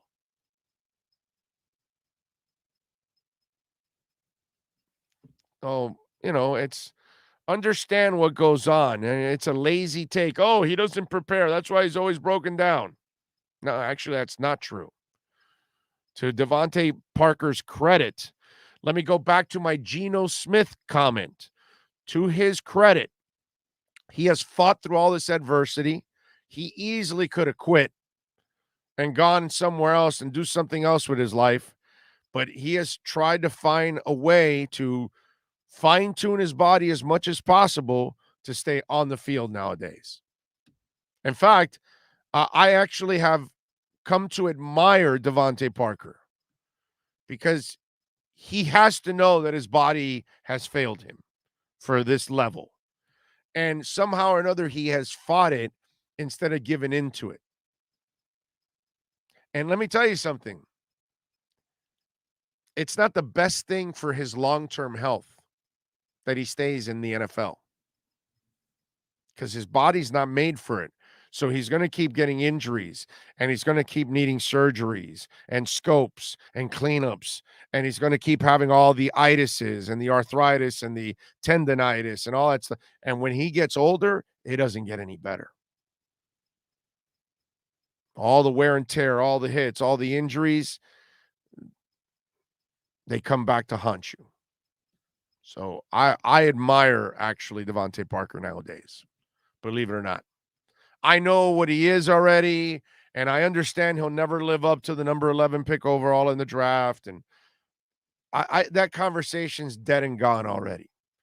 Now I admire the man, the human being, the professional that is still trying to do what he loves.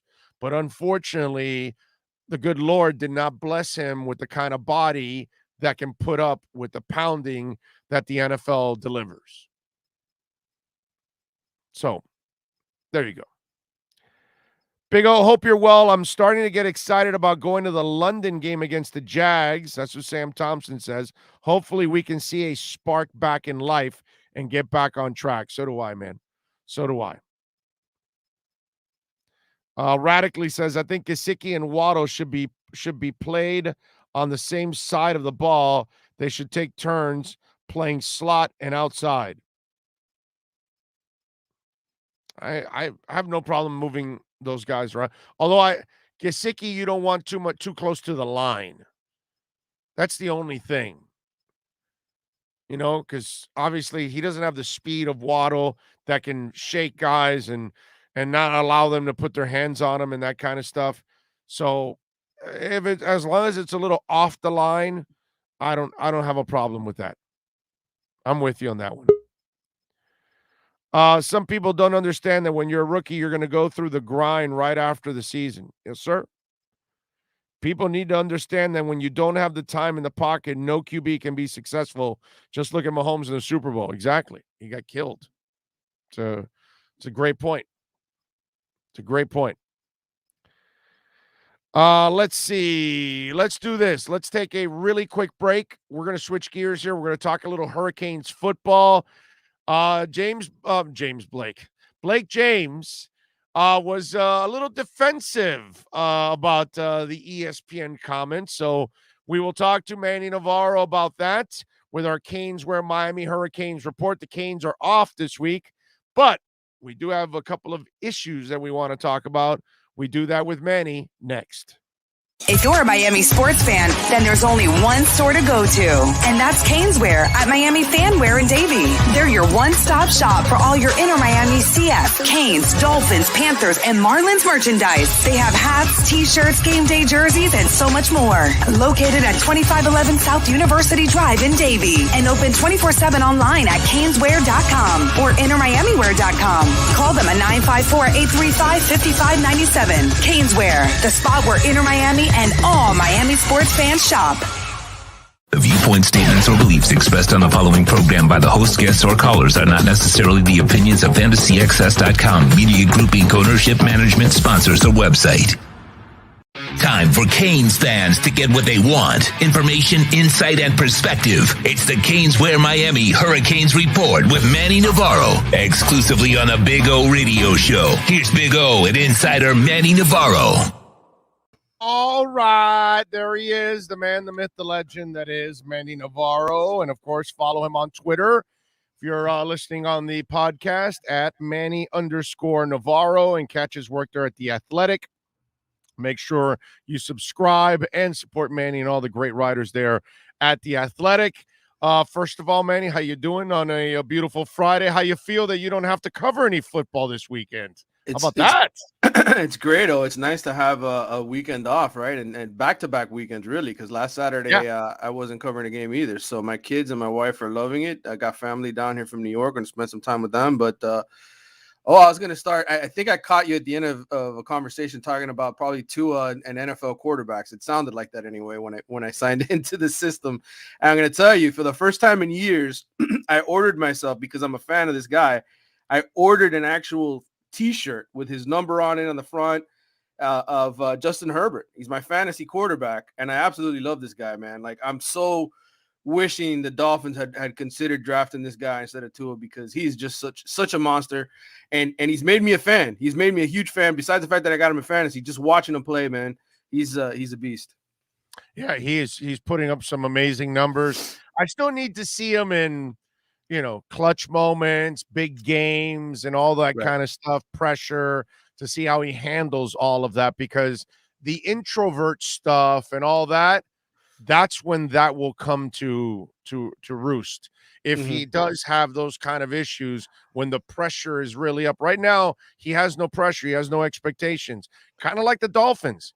They had no pressure, no expectations their first 2 years.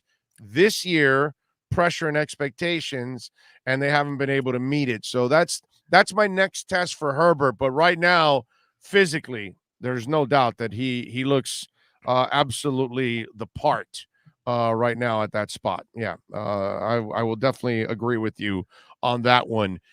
How will they handle the quarterback position from here on out, by the way, for the Canes? Will it be Van Dyke, or will it be King whenever he is healthy? Well, I mean, it all depends on how severe that shoulder injury is. And my understanding, I've heard this from multiple people, again, outside the program, people who are asking me, is he out for the year? I hear it's an AC joint.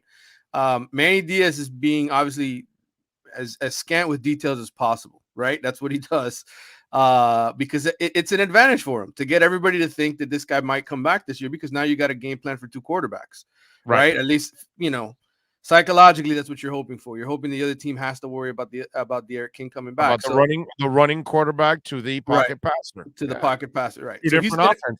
Right. I think he's going to hold on to that as long as he can.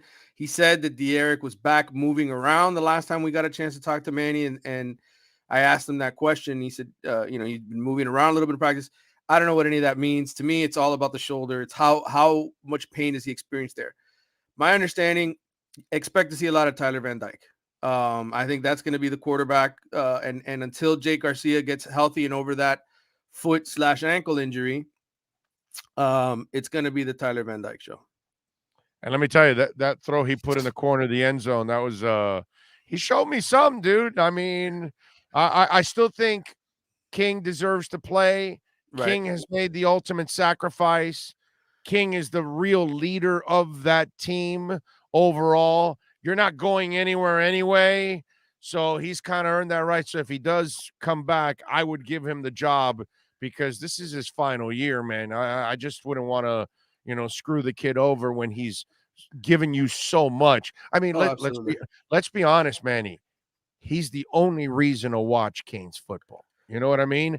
And this past week, this last week, at least we saw some of the young guys, and maybe, we'll see what the future looks like. And Van Dyke showed me a little something. But this season, and even last season, King is the guy that puts on the show every single week, man. Right. It's just a guy, it just. No, and here's the thing. I think, if his shoulder is screwed up, he could still come back and play in some capacity, right? He could still be used in a way that he hopes to catch on in the NFL, which is most likely receiver, running back, kind of a guy that could be a special weapon in an offense. So if he can't throw the football and his shoulder screwed up for the rest of this year, which I don't know, this is a speculation, then maybe he comes back and he gets to showcase himself that way. And I still think he'll be somebody the defense have to worry about, right? You never know, coming on an end around, having him throw the football, whatever wrinkle you can throw in there with him and use him.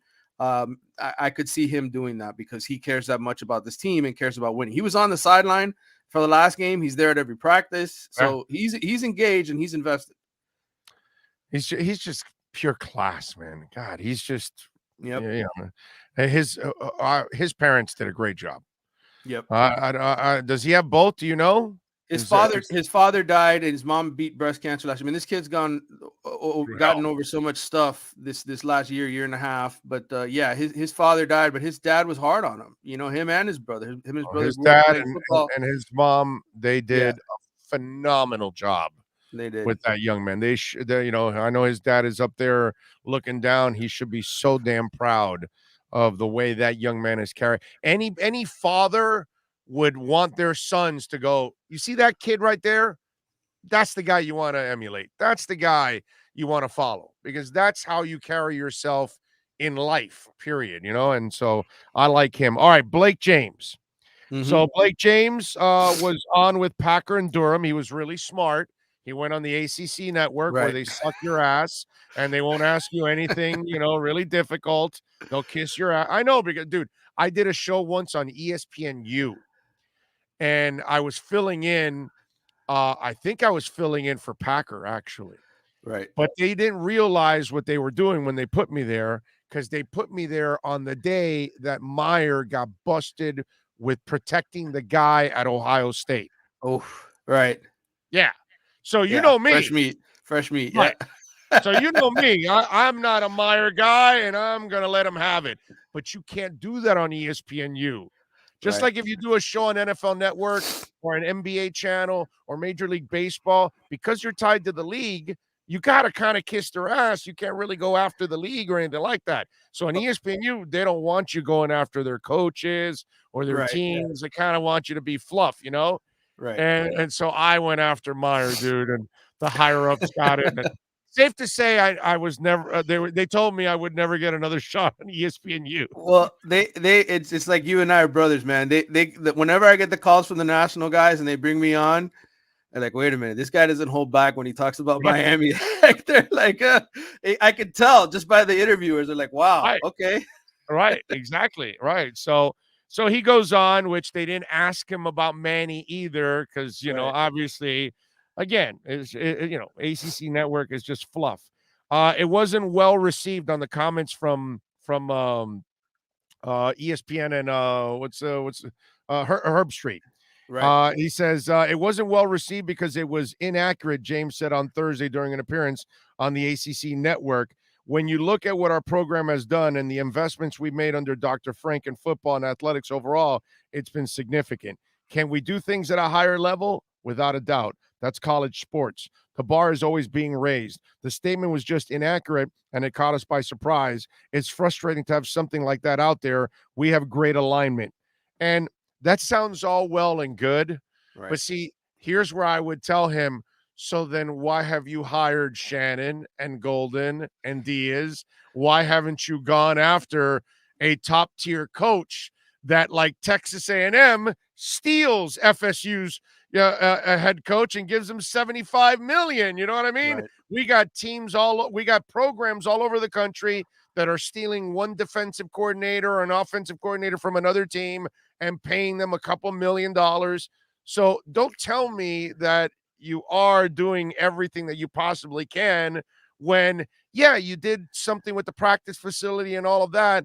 But when it comes to your coaching, it's substandard stuff that you go after. You don't go after the creme de la creme of college football. So what are you, you can't be really that pissed at what Herb Street says in a way. And to tell me that, you're doing the best that you can, give me a break. It's all spin. You make the argument to where you can defend yourself, right? And Miami can defend itself when it says that it spent money on football in the sense of upgrading the facilities, building an indoor practice facility.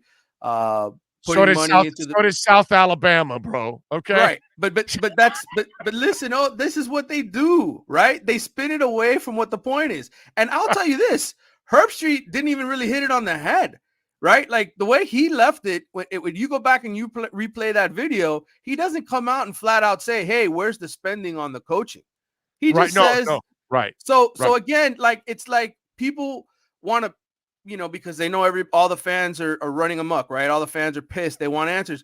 It's like, okay, we'll talk about what we want to talk about, but only in the way that we want to talk about so that you think we're addressing it, but we're not really addressing it. Like it's just, it's media spin 101, right? Like we're not talking about the real subject here. And I said this to you last week when I was on the show, that it's not, nobody's addressing the issue. The issue is how much money do you spend on a head coach and why aren't you spending more? Where's the money to buy out Manny Diaz and to bring in a coach that has a track record, a winning track record, right? Like that's what we're talking about. Basically, when are you going to go steal somebody else's coach? Right. When are you going to do that? And the answer is never. Never. So we are going to string you along and tell you about how much we care about the football program without ever investing in the most crucial part, which is the head coach. So again, like I've been beating this drum. I've been covering this team for 2 decades, Big O. You live in the city. I've been telling you this for 2 decades that this team, this school is always gonna it's gonna make it about what it isn't, right? Like their mindset is because of the talent in the backyard of Miami, you can get anybody to be the head coach here, who is gonna if he does his job right is gonna win because he's gonna convince the players here to stay home and win. And now you've been at this for so long that none of the players that are alive now that are high school recruits want to come here because they've never seen you win. Right. So what advantage is that? Where does that philosophy work? Right? Yeah. I mean, they did it with Randy. Why? Well, Randy's Miami born and bred, right? He knows the city. He knows all the inner city kids. He's going to make it work. Then they decided, you know what? No. We're going to go get the guy with the tie because he's going to be cool. He's going to be the one. And he came in and he wanted to turn this into the Big Ten. He wanted to beef all these linemen up that were undersized and make them like Anthony Chickalo and make them defensive tackles and just a totally wrong philosophy. And then after all of that, after 10 years of that, you go looking for a coach and you happen to get lucky that Mark Richt gets fired at Georgia. And that's what you do. You say, well, look, we're going to get this guy at the end of his career because he's going to be what we need. He's the experienced head coach. You get him for cheap. Okay. He gives you $1 million to finish your indoor practice out of his own pocket. And then, you know what? The next search, we're going to spend 24 hours and we're not even going to interview anybody else. We're just going to take the guy who made the turnover chain and we're going to redo the Randy thing. It's what they did. Right. That has been the last 15 years of Hurricanes football. And the results are the same. And I'll tell you this, though. I've been spending a lot of time researching this because I think down here, we like to point to stats how, well, Miami-Dade and Broward County, they got the most NFL players. This is the most talent-rich area in the country. We say that to ourselves every single year. Oh, there's a lot of kids here that don't just go to Miami and not become anything. They go other places and become nothing. There's a lot of guys here who get overhyped as 4- and 5-star recruits, and the coaches down here get so much pressure to be like, oh, you got to get this guy. A lot of them don't develop. And if you go back and you look at the old great Canes teams, it's not just Dade and Broward County guys that they get. Oh, yeah. They were from they all over the bro. country. So there's this misconception. People bang it up. Oh, until we get a coach that knows how to recruit South Florida. No, dude. Like, until you get a coach who's as good as Jimmy Johnson and Howard Schnellenberger and all the guys who had the vision, the Dennis Ericksons of the world, who changed his offense, who was one of the first to use that spread offense and beat teams with the speed that they had at receiver. I mean, that's what you need. You need the complete package. And it's not just about recruiting South Florida guys. It's not. That's not the case. I'm with you. Kozar wasn't from here. No. Dorsey Vinny wasn't from here. Darren Crine wasn't from here. Warren Sapp wasn't from here, right? If I'm correct. Oh, how many NFL quarterbacks has Dade and Broward produced in the last 20 years? You can count them on one hand. He played. One of them played last night. Yeah. Geno Smith as a backup. Teddy Bridgewater, right? God, I felt bad. I felt so bad for Geno. So bad. Yeah. He played so well, dude. And then the kid gets trips himself up, and that ends up being an interception. Yeah. And it's like, damn, I felt bad for because he's been terrible. And like, wow, he looked really comfortable yesterday. I was like really impressed with Gino yesterday. He had a good game. I mean, Yeah. but again, like this town produces a ton of receivers, right? We've seen that. There's a ton of receivers in the NFL from South Florida. There's a lot of DBs, but Corners. offensive linemen, defensive ends. I mean, you Quarterbacks, got the offensive Bosa brothers. linemen. Yeah, no. I mean, you get a handful of guys that really go on and do anything. And I think there's this misconception that, man, there's so much talent here. I'm telling you, you go and you do the research. A lot of these kids don't end up getting drafted. They don't really turn into anything in college. There's a lot of those kids that become busts and end up coming back home or transferring to a Bethune-Cookman or a Florida A&M. And we all just assume, well, Larry Bluestein, who I love, is a great dude. All these guys say we have so much talent, but if these guys don't become anything here and they don't become things anywhere else, how good really is that talent? Right. Well, but as long as it's good enough to help that university to win, you don't have to get to the NFL. So that's the one thing. If you are leaving here and you are helping a university win, then you did your job, actually. You know what I mean? So I think the bigger issue is that there's so much of a premium put on the players down here. Like, in other words, there's 30 4-star kids or 28 4-star kids or 5-star kids in South Florida. I think the rankings for a long time have overhyped these kids. They're just not that good. They go to college and you have a lot. I mean, I'm telling you, that's going to be one of my next articles for The Athletic. You go through the list and you're just like, holy cow, how many of these guys did nothing? Like, even at college, like there were disappointments at their school. There's a lot of them and they're good kids. They just don't pan out. And and I want to know what the reason is for that. I'd love to know why the percentage is as bad as it is. That Northwestern class that was the hyped 2008. Yeah. It was one guy that made it to the NFL, Spence. That's it. One legitimate. Streeter got drafted, I think, in the 6th round too. But you're right. I mean, Ja'Cory Harris, he got a workout with the Dolphins, ended up in the Canadian Football League where he started one game. Right. Yeah. I mean, I'm telling you, I'm going through the list since 2005. I believe you. It is. I'm in 2009 right now. I'm spending a thorough time just going player by player to see exactly what happened to them of the 4- and 5-star kids. And I'm telling you, you sit there and you say, man, we've been saying for years how great this area is. And yes, there's still more NFL talent that comes out of this area than any other, but there are a lot of busts. All right. So this will segue to my final question. What's going on with recruiting? Where does it stand with the future of the successor busts that are being recruited for the University of Miami? What are you hearing? Are any folks rumbling right now about decommitting? Well, I think there's a lot of kids taking visits, okay, where they're still committed to Miami and they're going to Florida or Georgia to watch a game and to spend the weekend, which is going to happen. I think when Manny Diaz had a good season last year at 8-1, he could tell kids, listen, you take a visit somewhere else, we're going to drop you. Can't do that this year. You got 9 commitments and you're 2-3, and these kids are saying, hey, you know what? I'm going to take a trip. You can't tell them no, right? I mean, so that's what's happening right now. I still think a lot of them are committed because in part because they can't go to Alabama or Georgia because they don't have real offers from those schools. But if they did, if Florida or somebody else wanted them and really was like, hey, we're going to give you one of our spots, they might jump. So it just comes down to that. I just think the players that Miami has committed right now, the 9 commitments, it's kind of like Miami's probably the best team that they've got on their list. And they're interested in visiting others. It's the way it works. Right. Okay. All right. So it's not like you're getting guys that are committed to or are being looked at by other bigger schools, and that you're taking something away from a bigger school. That would be a better scenario. Right. The biggest thing fans need to understand when it comes to recruiting is whether or not something is a committable offer, because all of these kids love to say, I got an offer from 47 schools, Alabama, blah, blah, blah, blah, blah, blah, blah.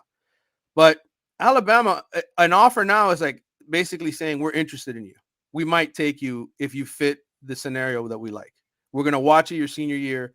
And if we think you're good enough, we're going to really push at the end to take you. That's what it is. And Miami has a bunch or of... if we see somebody better, then we may not be that We're going to leave you high and dry, which is the case. Miami's essentially working with guys that might be on the radar of Alabama or Georgia, but they don't really want him because if they did, they'd be committed there. That's the way to explain it. Sucks. All right. So big article coming from Manny from The Athletic. So you definitely want to check that out. Make sure you subscribe, follow him on Twitter at Manny_Navarro. Manny, have a fantastic weekend, my friend. We will talk next week. Good talking, though. See you soon.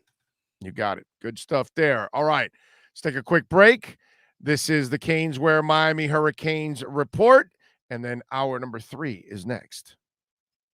If you're a Miami sports fan, then there's only one store to go to, and that's Caneswear at Miami Fanwear in Davie. They're your one-stop shop for all your Inter Miami CF, Canes, Dolphins, Panthers, and Marlins merchandise. They have hats, t-shirts, game day jerseys, and so much more. Located at 2511 South University Drive in Davie, and open 24/7 online at caneswear.com or intermiamiwear.com. Call them at 954-835-5597. Caneswear, the spot where Inter Miami and all Miami sports fans shop. For over 16 years, EJDconstruction.com has provided South Florida residents quality craftsmanship, accurate project management, and exceptional service. That's why EJDconstruction.com is an A-rated member of Angie's List and the Better Business Bureau. When you're looking for the right custom home builder for additions or home remodeling, please call my friend Eric at 305-433-4843. That's 305-433-4843 for EJDconstruction.com. This is the Big O Show.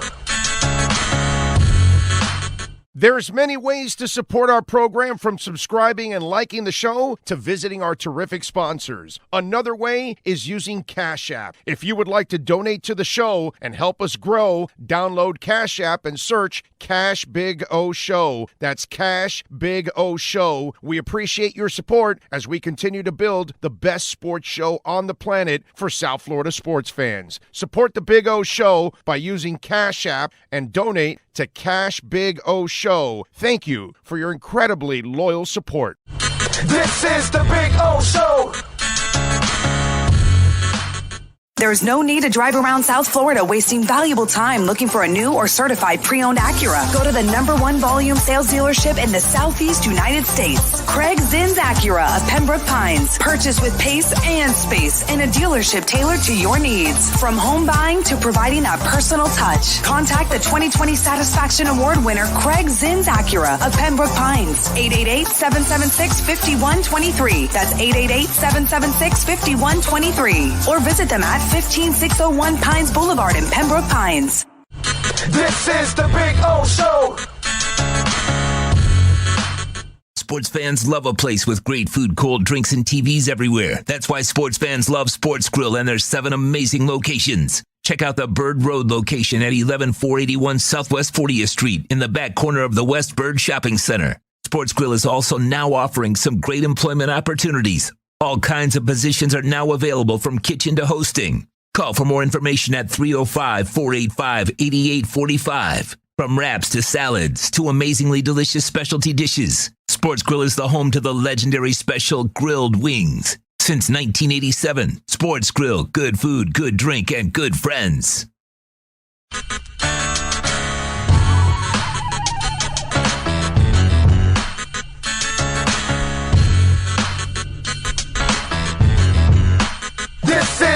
There's no need to drive around South Florida wasting valuable time looking for a new or certified pre-owned Acura. Go to the #1 volume sales dealership in the Southeast United States. Craig Zinn's Acura of Pembroke Pines. Purchase with pace and space in a dealership tailored to your needs. From home buying to providing that personal touch. Contact the 2020 Satisfaction Award winner Craig Zinn's Acura of Pembroke Pines. 888-776-5123. That's 888-776-5123. Or visit them at 15601 Pines Boulevard in Pembroke Pines.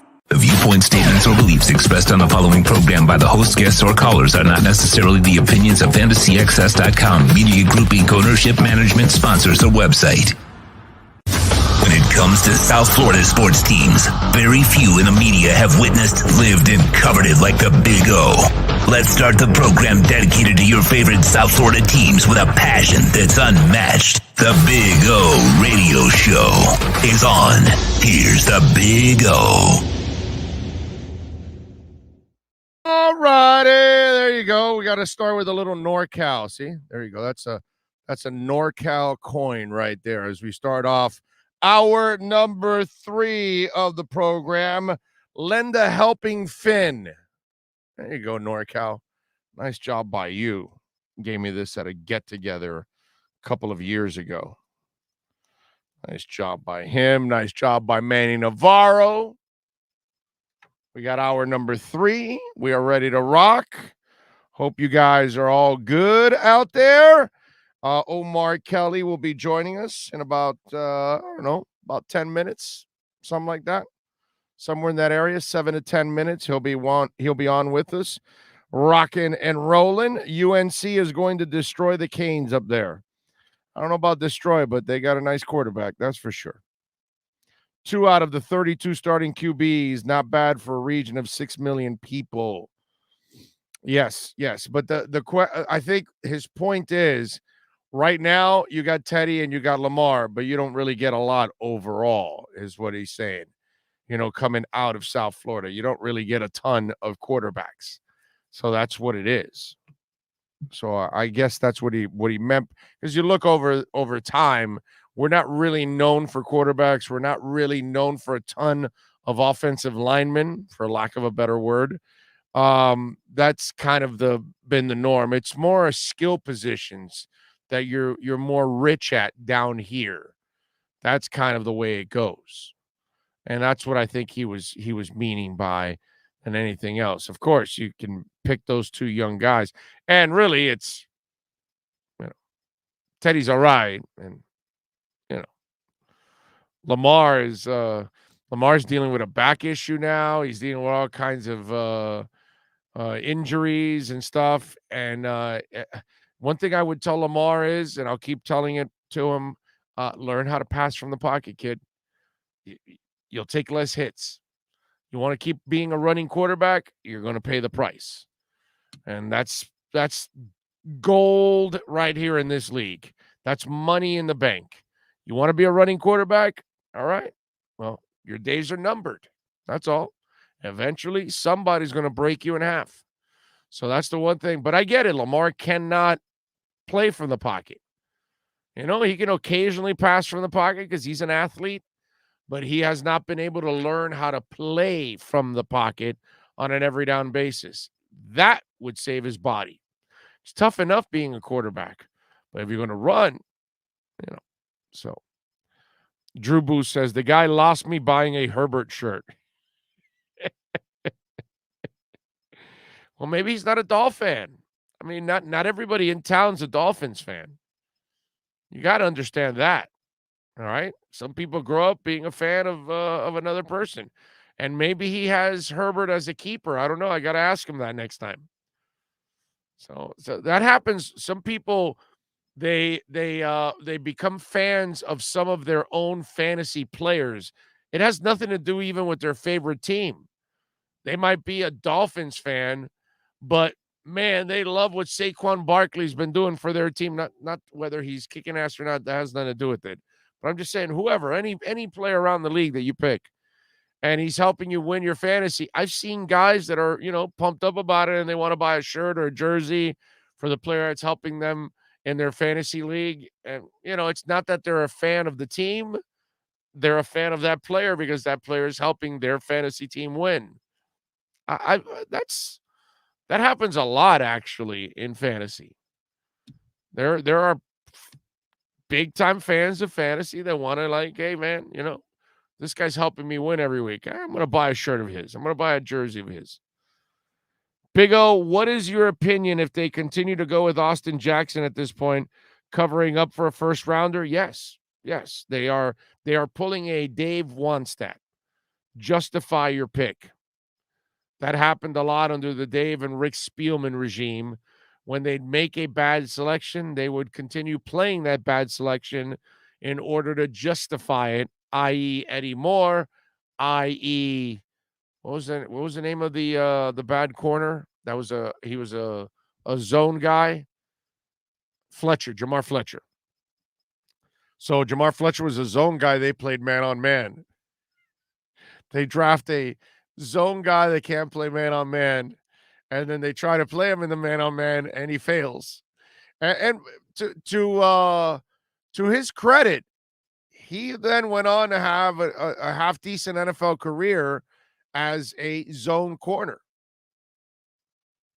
So Fletcher did end up catching on, but he was like on Detroit for a couple of years. I think he went to another team also, but it was zone schemes, which is something that he fit a lot more than man on man. But that's what you used to do down here. Take guys that didn't fit your system. That never really made a lot of sense. But what are you going to do? All right. Remember, 855-912-1056 if you want to get in on the program. That's 855-912-1056 if you want to get in on the text line. We've got it there set up for you, of course. If you want to make a donation, Cash App or Venmo, Cash Big O Show. That's Cash Big O Show. Let's see. Big O, thanks for getting back to me, my brother. 45 years old, a fan since 1989. My biggest memory was Marino's spike game with Leon Lett. Do we have any hope on the horizon for the Dolphins anytime soon before I die? Give me the bottom line. I am still going to go with yes, man. I'm not ready to give up on Greer and Flo, man, and Tua. I'm just not. I'm not. I know some of you have, but I still have hope for these guys to figure it all out. So I hope that answers your question. I would not play Tua. He won't last. He'd have to get rid of the ball in 1.5 seconds. Well, sir, you have to play him. He also says, watched all 22 for Fins of all Fins game. Jackson is either not showing up for practice or is just playing dumb. Horrible balance, horrible hand placement, doesn't know who to block. Flores not playing his best five. He's playing because he's a first rounder. Well, you know what? If he continues, you're right. But I think he's given him enough time that you've got to already start making a change. Oh, seize the day, live the weekend, fins up. That's James in the DR. Thank you, James in the DR. I love you, brother. Appreciate you as always, keeping it locked and supporting us in every way possible. You are awesome, sir. And have a great weekend. And may the coldest presidente be yours. Happy Friday, Big O. I'm going to see the Saints of Newark tonight, and I want to try to go see the new James Bond next week. G from Pennsylvania. I don't know what the Saints of Newark is. I'll look it up and see what the hell it is, what kind of movie. I know the Bond one, but enjoy yourself, bro. That's awesome. Have a good time, baby. Gus1388 says from Orlando, hey, O, do you think Austin Jackson practices well going up against Phillips to warrant him starting over other tackles on the team? Well, guys, here's the thing, and I mentioned this yesterday. The other guys must be sucking in practice. If Igbenogany is not playing as a backup, then he must not be impressing in practice, right? If the other guys aren't taking over for Jackson and Jackson's bad, how bad is Greg Little then? That's what I have to ask you. And again, I don't have that answer. But I have to try to think, or at least I'm along the lines of they must not be impressing in practice either. Because you've got to somehow earn his trust by doing something in practice. Like I told you, Albert Wilson has earned a spot on this roster from those 10 days in practice. And he still hasn't done anything.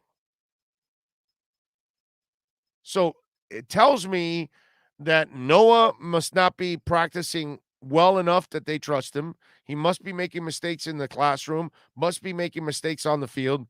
And if Jackson continues to start, then they must feel that the people behind Jackson are even worse. That's the only way I can look at that situation.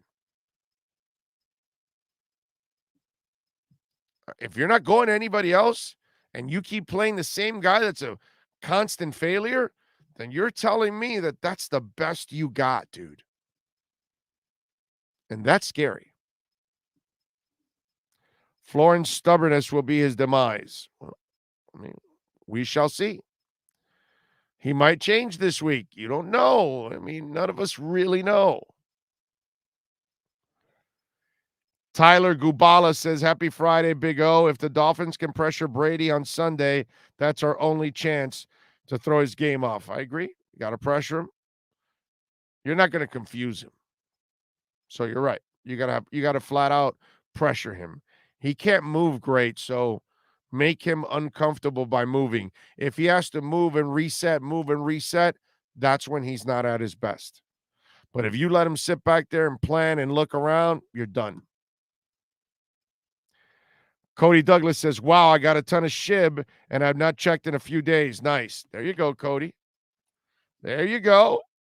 Nothing wrong getting a little shib and scoring on a little shib action. Let me see where shib is at right now. I'm doing a little refresh. Ooh, doggy. Shib up to 29. 0.000029. Hey, man, listen, for those of us that got it at 0.000005 or 06, and it's up to 29, trust me, we're happy. That's 4 times your money. On 5, you're almost 6 times your money. Oh, Lordy. It's a beautiful thing, isn't it? Let's hope this run is for real with Sheba. That's the thing that we don't know with Sheba, man. I don't have the same kind of confidence. Like Polygon has exploded today, shot up almost to 140. It's at 139 right now. That's also been shooting up. You know what's been shooting up too? A coin that I'm big on is Crypto.com's coin Crow. It's almost at 20 cents. It's at 19.26 now. But that is pretty good. It's actually held strong the last month and a half. It's held really strong. And it looks to me like over the next couple of months it's gonna start soaring up a little bit. That's one that I've got invested in, and that's one that I plan to use as currency down the line. That's the way I look at that one. Noah could still turn it around, so can Jackson. It would be nice if they did. Yes, you're right. Still too early to quit on any of these young men. All right, let's do this. Let's get ready for a little Omar Kelly and the EJDconstruction.com Miami Dolphins report. That, my friends, is next. For over 16 years, EJDconstruction.com has provided South Florida residents quality craftsmanship, accurate project management, and exceptional service. That's why EJDconstruction.com is an A-rated member of Angie's List and the Better Business Bureau. When you're looking for the right custom home builder for additions or home remodeling, please call my friend Eric at 305-433-4843. That's 305-433-4843 for EJDconstruction.com. The viewpoint statements or beliefs expressed on the following program by the host, guests, or callers are not necessarily the opinions of FantasyXS.com, Media Group Inc. ownership, management, sponsors, or website. The Big O Radio Show is home for the hardcore Dolphins fan. That's why we give you Omar Kelly twice a week. Buckle up. It's time for the EJDconstruction.com Miami Dolphins report, exclusively on the Big O Radio Show. All right, there he is. What's that, a mask or something under? Yeah. Okay, there we go. I gotta be masked up in here. So hey, man, I got no problem with that. I completely understand. It's the Yeah, world yeah. we live in right now until we can get through this damn pandemic. Yep, We got to adjust and protect each other, man. That's all. That's what it's all about. I got no problem with that. All right. I thought it was a really cool thing to hear that Preston Williams is in a good place mentally and physically, knowing that Will Fuller is out and you really need a playmaker. I would really like to see this young man, get back on the field and start to show us some of the stuff that he did in his first year when he was really wowing all of us with his potential. Your thoughts on Preston Williams? What, you didn't like his potential? I thought that in his first year, Dolphin fans got a little bit overhyped, a little bit crazy. He was having some strong camps, partly fueled by Ryan Fitzpatrick and his ability to put it up and give you an opportunity to go get it. Then Dolphin fans got all hot and bothered and frustrated that he was returning punts and got injured on returning a punt. Then they're like, "Oh, he's too talented to return a punt. Why is he back there?" He's also not good enough to be returning punts. That's no. He's actually pretty good at it. He's actually pretty good at it. He has for a big dude, but he shouldn't be returning punts. That's he's not supposed to be your best punt returner. Yeah, we also have him to our best punt returner. Let's but what I'm saying is you should be able to find somebody else, even if it's not Jakeem. Somebody else. Okay. Yeah. I Preston Williams. Did you pour out a little liquor for Jakeem? Say, hey, listen, they got a 2023 sixth. You wouldn't take a fifth. Do you remember those days? You wouldn't take a fifth. No, I wouldn't. But once he starts dropping special teams punts, you can't defend. Listen, Jakeem dropped everything. Jakeem, let's be real about it. He was terrible as a wide receiver. It wasn't. The problems weren't that bad as a returner, but obviously, and watch him start playing well for Justin Fields. And the reason I say this is because wake up call. Why not? Yeah, I mean you're on your last lifeline in the NFL, right? Yeah, like you don't start producing right this very minute. Your time is over. Right. It's somebody younger and more talented. So. I wish him the best of luck. Everybody knows we had our beef. We had our issues. But my issues were always Jakeem double catches everything, like from day one. And I don't rock with that from a receiver and a returner. So we'll see. All right, but back to Preston Williams. How much could he help if he's healthy? I guess he's not going to be your savior. As big. He's not going to be your savior. I didn't say savior. I said, you need somebody else to be consistent on the other side of the damn field. Yeah, no. Yeah. You got no Will Fuller. I mean, so that's why I'm asking. What do you think? I guess you're not as hopeful of him helping then. No. It could happen. I just don't think Preston has mentally what it takes to thrive in the NFL. I mean, I've seen him dominate practice, and then it gets to game time, and then he's AWOL. He's nowhere to be found. And I'm like, why is this not translating to the games? And if you paid attention to what this team's problem is, it's whatever you're doing is not translating to the games, and that's been Preston's issue. Preston last camp, Preston dominated camp. Just looked like a beast. Then we got to the games and it was like, yo, where is this dude? And, he played one good game against Arizona and then gets hurt and it's bye-bye. So, the second year wasn't as productive or didn't show us as much. No, and he killed it in camp. I'm more interested. And remember, X also said this guy has number one talent too. Yeah, which is not the kind of fluff that you normally just throw around. Yeah, X also loves Kirk Merritt. So put it where. So do I, by the way. I love Kirk Merritt too. I think I like what I saw from Kirk Merritt. I got no problem with that. I think listen, X got maybe X has got a little personnel in him down the line. Who knows? I still hold out hope for Albert Wilson. It's not a long lifeline because we're here now at week 4. The stuff that we saw early in training camp, like where the hell is it? Now that was with Tua. It wasn't with Jacoby. So, I don't know. I don't know what to tell you. Well, but maybe it could be resurrected next week when he comes back.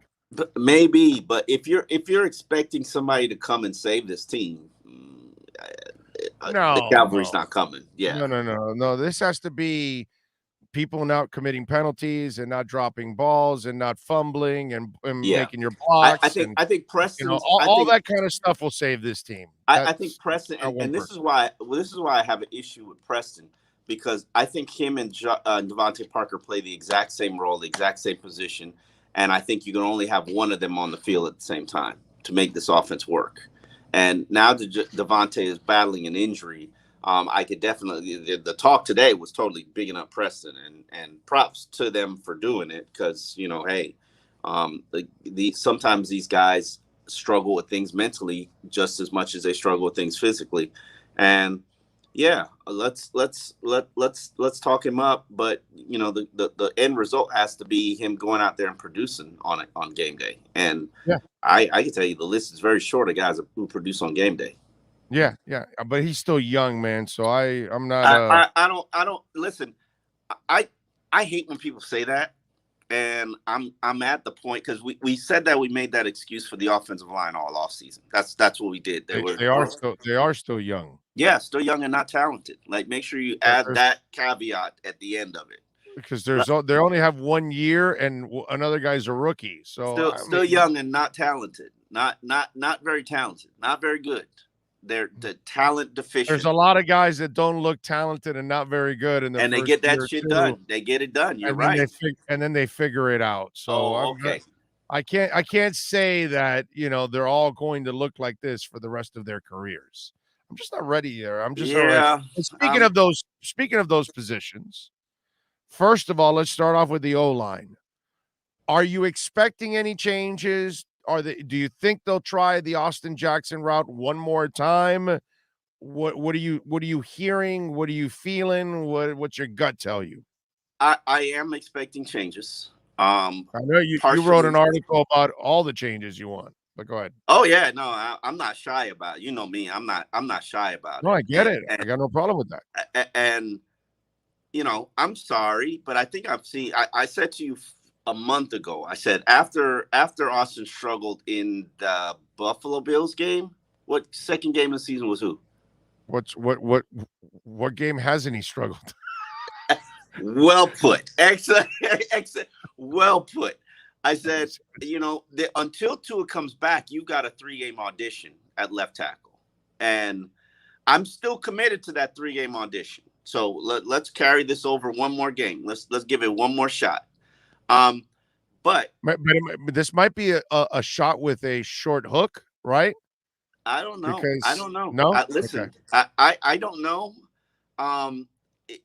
To me, all of this team's issues, every single issue, begins and ends with the offensive line.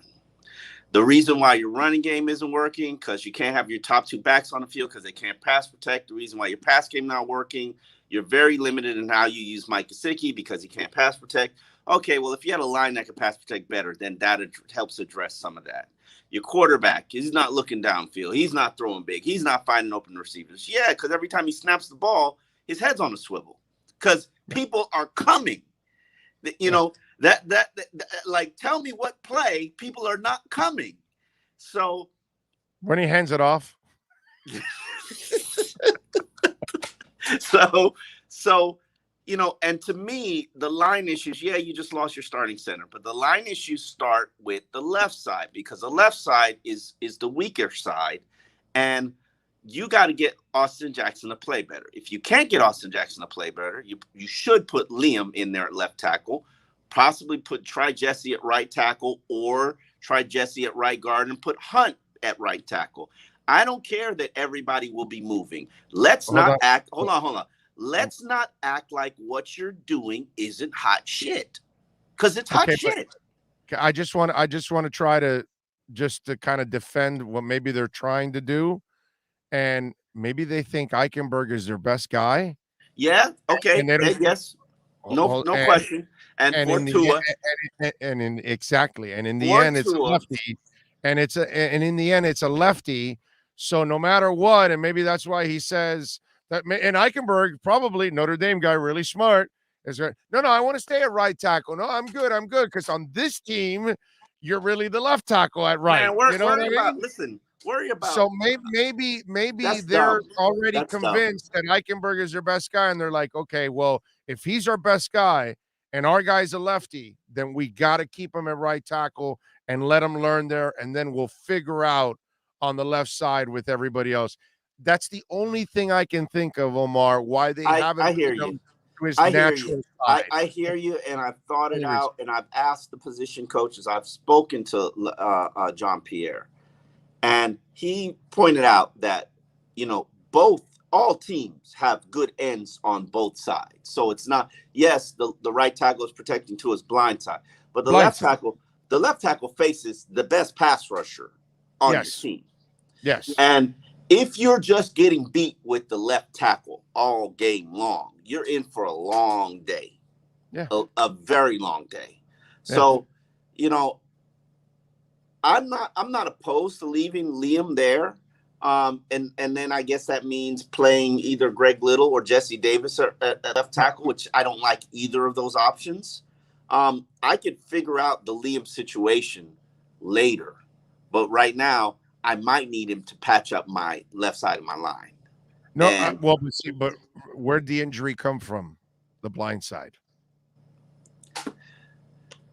They caught Jesse slipping. Listen, they caught Jesse slipping, but you know what? Let's not act like Robert Hunt. But that's my point. That your quarterback did not see that coming, and he got absolutely nailed.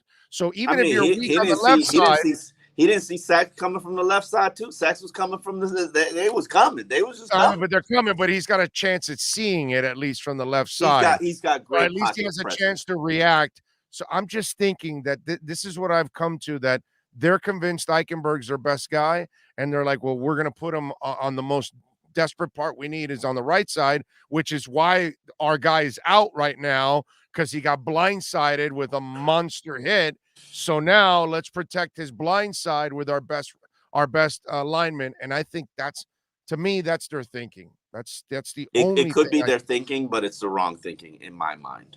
And I'm more focused on patching your troublesome leak, and it's easier to use Eichenberg to patch your troublesome leak, and then go address the right side. I'm sorry, you could put Hunt out there at right tackle. He was good last year at right tackle. Now you claim you need him for the run game, so you put him at right guard. Okay, but great. if he's excelling at guard, how's your run game doing? Yeah, but we can't complain about moving guys around, and then when there's a guy that's actually settling on his position, then we move him out. You know what I'm saying? And I know what you're saying, because what you're saying makes a lot of sense, because Hunt has legit tackle talent. Yeah. You're not using him to help you out. He actually can be a right tackle permanently. Yeah. You know what I mean? Yeah. But again, and here's the other thing. Short quarterbacks, your guards and your center have to be so rock solid, because those are the guys that are going to keep the passing lanes, clean for him. Possibly. And that's kind of what they did in New Orleans a lot. Okay. In New Orleans, they didn't really spend big money on their tackles. They would draft them even late, like Teron Armstead and stuff like that, and out of small schools. But if you noticed throughout the Breeze tenure, they drafted high their centers and their guards, or they went after them in free agency and paid a lot of money. They spent most of their money in the middle. Why? They could not have the pocket crumble for a short quarterback. They could not have the pocket crumble for the passing lanes. So I don't know if they're also thinking along the same lines, that it's imperative for a shorter quarterback to have real strength in the middle of that line, so he can sit in the pocket and he can have a clean pocket at the same time. You know what you should be thinking if you're George Godsey and Eric Studzville? You should be thinking, how do I not get fired at the end of the year? That's where your focus should be. And how do I not take away 60% of my playbook because I can't protect the quarterback and I can't run the ball? Yeah, that's what you should be thinking, because both of you are going to get fired at the end of the year. Yeah, So but it's not their fault. It's not their fault. What's not their fault? It's Flo's fault. Okay, let me run this by you. Okay. So Flo thought that you would get a rookie quarterback that's inexperienced and injury prone, and you're going to put him behind a rookie line that's inexperienced, and you're going to use a rookie offensive line coach that has really never built his own great line ever to then be run by offensive coordinators who have never had any kind of great success and developed any kind of great offense. So the fact that there is no experience, no success, top to bottom on offense, and you expect that to succeed. Think about that. Greer takes Think about that. Too. Don't just put that on Flo because that's Flo's decision. Those are his coaches. He chose to go with those kind of he coaches. Chose the coordinator and the position. By the way, he chose to have that young line because it's him that says, I don't want Karras. It's him that says, no, I don't want the other guy that's in Washington. We can coach these guys up. There's no way the GM is telling him, I'm giving you these young guys. I'm sorry. Personnel decisions. The team turns over to Flores during training camp. Greer is accountable, responsible. He will tell you this. He will say this. Of course, he's going to say it. It doesn't matter. That's on me. And he's made the personnel moves, not Flores. So when that trade was made, when all trades are made, it's not Brian Flores on the phone. It's Chris Greer. So why do you think Jacoby Brissett is here? Because they sat down in their team meetings. Who do you think brought him in? You think Greer they sat down in their team's meetings and they said, okay, here's our viable options for backup centers at the price point that we're gonna go to. These are what our draft options look like. Let's not use our draft options. You've got a relationship with Jacoby. Can he run this offense? Is he good? Is he smart? Is he a leader? Yeah. Okay, how much do you think he's worth? Okay, let's he's worth this. Is he better than all the other options that are out there? That's Flo's call, dude. That's Flo's call. No, that's Flo's call. That's not how this organization works. That's not how this organization works. Coleman. That's not how this organization works. That's not how this organization works. Dude, there's too That's not how this organization works. Dude, there's too many New England players here. That's not how this organization. Yeah, I don't disagree with you. But that's not how this organization works. They are in. Flo and Adam Gase are doing the same shit. They're bringing in people that they know that they're comfortable with. Every coach does that. I know that. Did that. Well, that's what I'm saying. Exactly. But these guys are doing it. I don't blame anything from the Patriots players that are here. Patriots players helped you establish culture. While none of them might be very good anymore. Last year, it was your culture that dug you out of a 1-3 hole, right? Was it not? Let's be real about it. No, young players too stepping up. Guys like Van Ginkel helping you out. The culture has to be established. Yes, it was your culture that played a significant role in you digging yourself out of 1-3 hole and finishing 10-6. Yet that culture was formulated by a lot of former Patriots players. Yeah, but that culture, like you said, and you're the first guy to say it, Kyle Van Noy did not play well. No, I don't believe in culture. Culture doesn't mean shit if Kyle Van Noy is not playing well.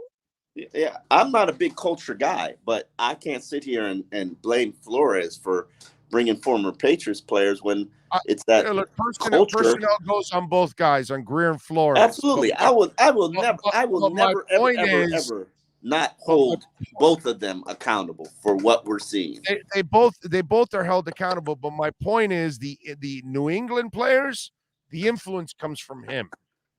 There's all no of the influence comes from him. I'm sorry, if you know the individuals involved, you know Chris Greer, Chris Greer is going to take a backseat to whoever he's working with, and he's going to deliver. He's going to deliver who you want. Right. So, yes, but that doesn't mean that Chris Greer is the head person in charge.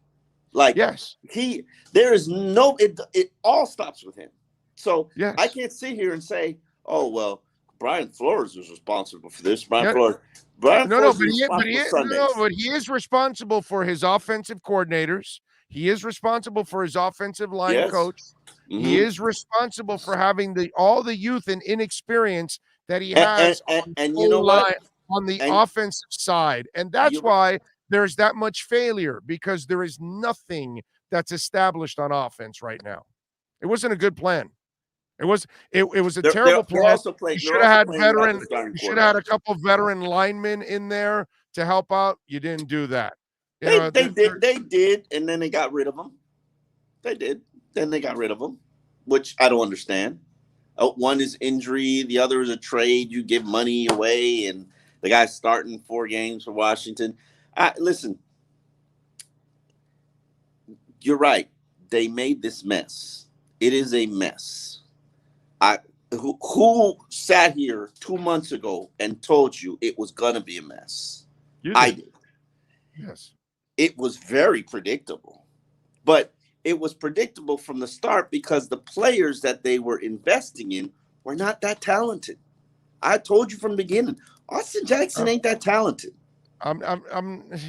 He might be talented. He may not be good enough, but he might be talented. He's talented. Yes. No, he's talented. He may not know how to put it together. You know what I'm saying? But and by the way, when you see him out there on the podium, does it look to you like he's a guy that's pissed off enough about his play? Yeah, that's another thing. I had some long before I wrote my column about basically saying Austin Jackson needs to be playing left guard. If we want to preserve his career, he needs to be try him there. He needs a fresh start in a new position that's a little bit easier and a little bit more suited for his skill set. And I'm sorry if that hurts your feelings, and it probably does, but I'm looking for the longevity of finding the solutions to what is wrong with this team. And that's generally what's wrong with this team. I know right now they got a center who's got an injured neck playing against Ndamukong Suh, who you know is going to mess up his neck intentionally. So he'll step on it. No, he'll grab the neck and twist it because he's Ndamukong Suh. So yeah, they're there are little fires every single Sunday that Flo has to put out. And the problem is when the fire is on the offensive line, it turns into a forest fire. It just does. So no matter what, so my thing is, let's shore up some areas. Like we know Eichenberg, Hunt, Davis are good players. I know everybody wants to. Jesse Davis got the quarterback hurt. Oh my God, Jesse Davis sucks. Well, I'm sorry, Jesse Davis is generally reliable, consistent. Just give me reliable and consistent. So I got he has to start on this team. It's not like you've got a bunch of studs and then you can say, yeah, Jesse's your 6th guy on this team. He's your best lineman right now. I watched him today. Work with guys on technique and things of that nature because I think he's, I think he's on the move again. And it is what it is. You can't keep doing the same thing expecting, that was part of my column. You can't keep doing the same thing and expecting different results. That's like the definition of insanity. And I know they're not going to have a consistent starting unit on the line. I really do believe that. And again, to be fair, you chose to go so young all over the line, and they're all not established. This is actually part of the world of offensive linemen. There are lots of offensive linemen that come in as centers and end up as guards that end up centers, tackles that end up guards that end up tackles, and you just didn't see it coming. That's just the way it is. That happens all the time in the history of the NFL. Lots of linemen play a completely different position than they start in college. That happens all the time. The problem is, dude, you 4 young linemen, it's just too much. Nobody does that kind of crazy ass stuff. You usually have 2 or 3. I'm sure there's somebody who's done it. I'm sure there's somebody. And I'm sure it was a disaster. Unless all 4 of them were like, I think the Patriots one year they did 3, not 4, but 3. And they had the greatest offensive line coach in the history of the NFL. That's the difference there. Whereas this guy doesn't have that reputation. So to give him this homework is really unfair to what is it, Lampierre? How is it pronounced? Yeah, Jean-Pierre. Jean-Pierre. It's super unfair to him. This is the kind of stuff that the guy from New England, or used to be in New England, that's the guy that should be getting. Man, boy, wouldn't it be great to bring him in as a consultant right now? Oh my God, that would be phenomenal. All right, so punt returns. What happens now? I am concerned about this now, and why? We have talked about this. Jalen Waddle's off of foot surgery. I don't want him full-time returning. I didn't want him full-time returning in the offseason. Flo says he's going to have his best guys out there. Your best guy is Jalen Waddle. End of conversation. There's no way I'm arguing that. Okay? Tell me, who else is he going to use? Oh, I think he's going to throw out some running backs and maybe Noah as a kickoff returner because nobody return. He even said it. Nobody returns kicks anymore in the league, which I think is a crying shame. Part, no, that part I completely understand. But you mean who else is the backup punt returner? Yeah, who else is going to be Preston Williams, baby?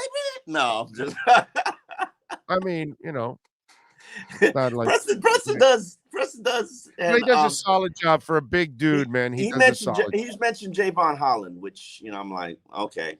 Oh yeah, he did it. That's right. He did do it in college. Mm-hmm. That's right. We'll see. Will Noah be active this week because of the? It don't matter. Byron did practice. Yes.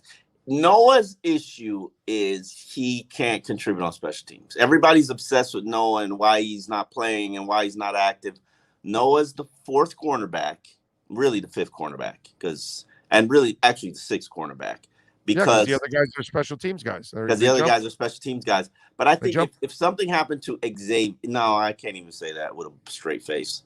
No, it would take 2 injuries for him to play. Yes. And because at that point, there's a kid, Elijah Campbell, who they claimed off the Jets' roster on the way, and he killed it on special teams last week. Was phenomenal. And it's probably why he was picked up. Yeah, and so he's even leapfrog Noah. So I believe in Noah's talents. I'm not gonna do the dog pile.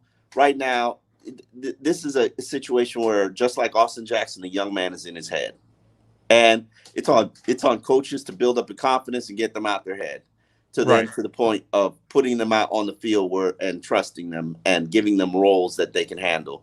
Right now, especially against this opponent, like if we're playing Jacksonville, I say, yeah, give Noah a try as a boundary guy, because I think Noah's comfortable as a boundary guy, nothing else. Evans, Godwin, and Brown. Yeah, no.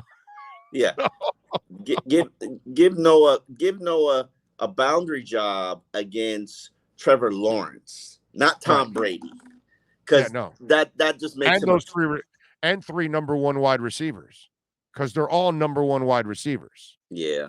Okay.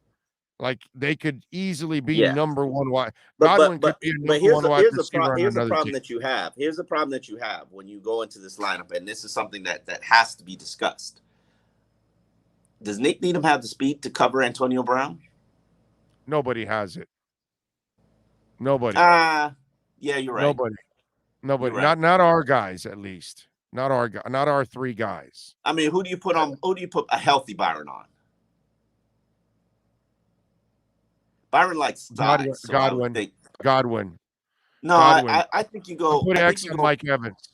I'm putting X on Mike Evans. I have to. He's the freak. I need the freak on the freak. Who the hell covers Mike Evans on this team? X isn't a freak. First of all, nobody covers Mike Evans. But if somebody's going to cover Mike Evans and hang with him in the air, I got to go X, bro. I mean, you have to put X on the high volume.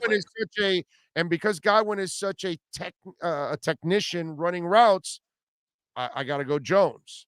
And then, of course, I'm going to No, take my but chances. Godwin's inside of the nickel. No, Jones isn't going inside. So it's Antonio or it's Well, Antonio. if he plays inside, then obviously you have no choice. Then Needham has to stay with him. Yeah. No, if it's Nick, it could be Justin Coleman.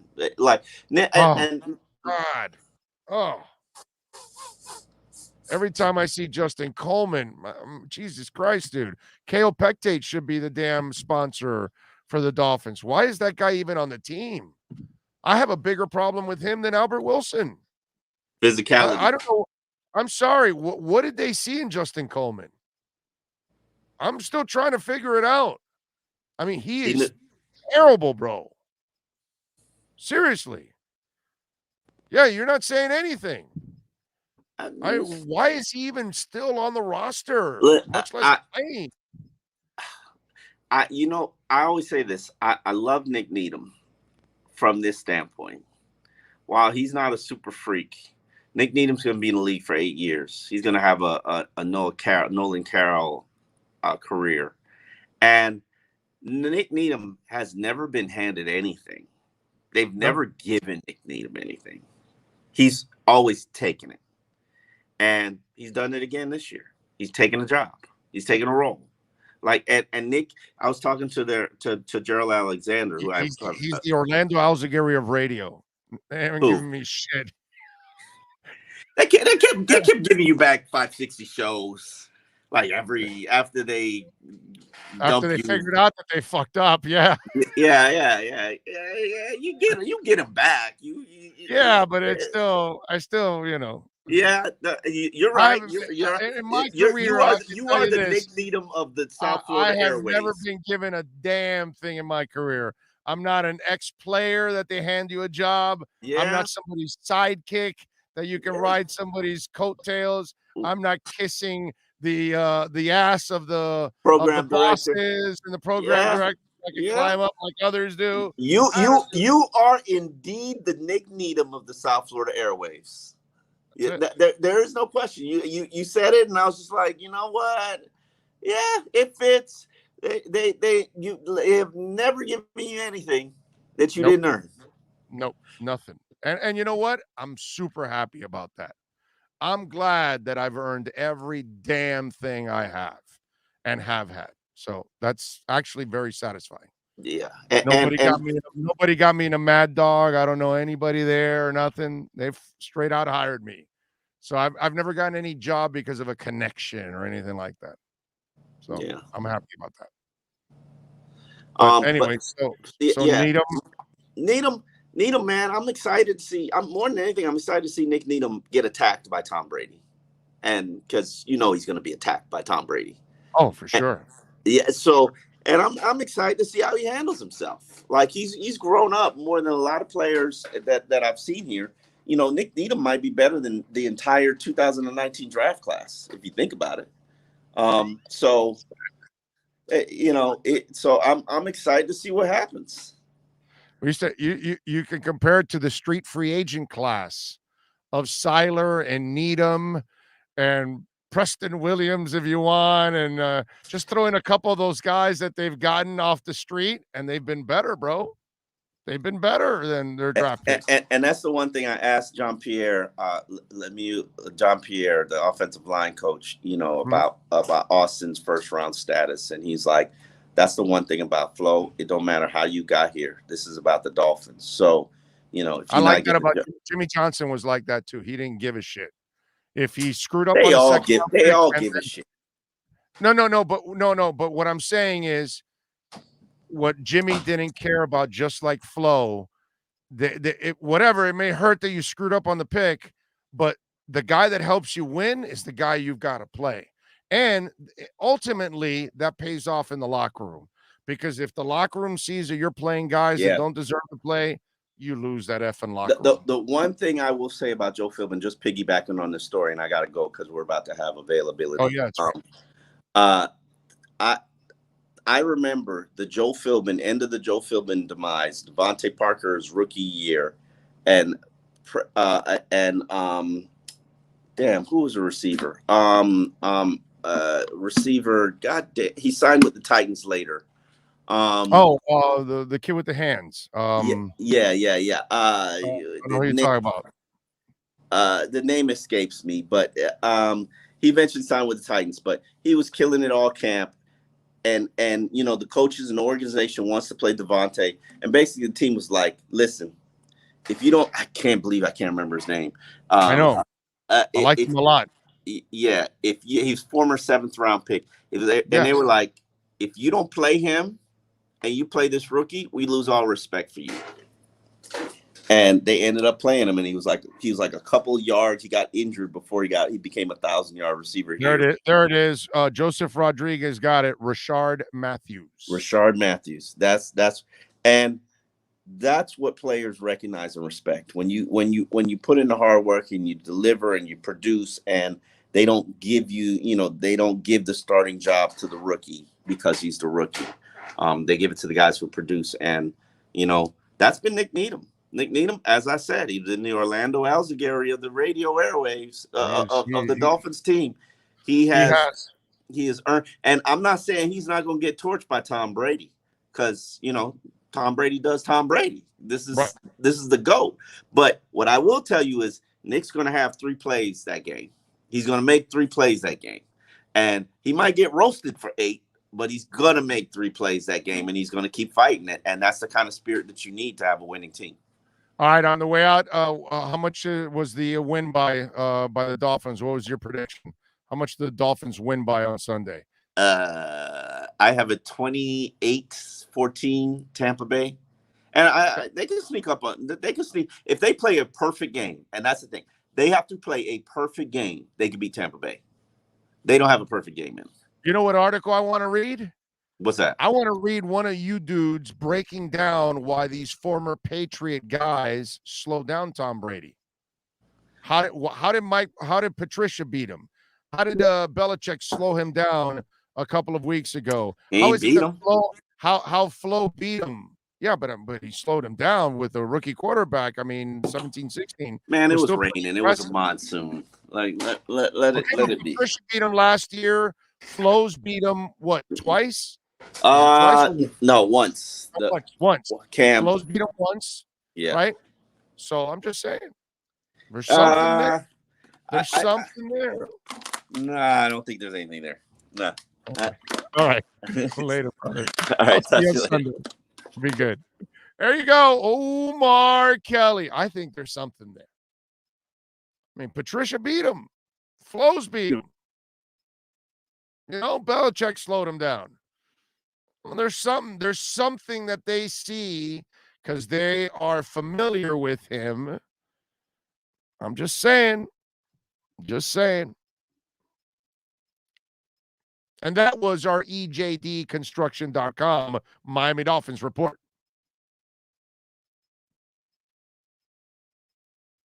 You've been listening to the EJDconstruction.com Miami Dolphins report with Omar Kelly. For additions, home remodeling, or custom work, call Eric at 305-433-4843. EJDconstruction.com is the custom home builder and general contractor you can trust. 305-433-4843.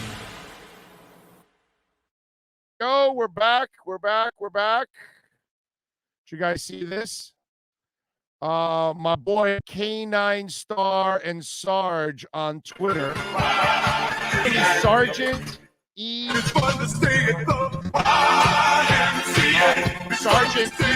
V. Not bad, right? Now, the one he did with Jesse Davis. Have you seen these things at all, Sean? Huh? Have you seen these things? No, first time seeing it. Okay, wait till you see the Jesse Davis one. This is funny. This is good. Here we go.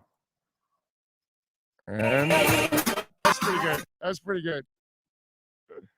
That is pretty good. Good stuff, man. Huh? So they are pretty good. Right? Sergeant Eli V, if you want to follow him. SGT Eli V. If you want to follow him on Twitter, because he's, I guess he's starting to do these things because he's come up with those two this past week. So if he does more, we'll we'll share them with you. But I thought that was actually pretty cool. Good stuff there, man. So you got it there if you want. Froze up. That was a couple minutes ago. I hope it didn't freeze up during the canine star and Sarge tweets of the Dolphin players. What else do we have here that I wanted to talk about? By the way, you've been watching the volcano that erupted in La Palma. You guys over in the Canary Islands, the Cumbra Vieja volcano.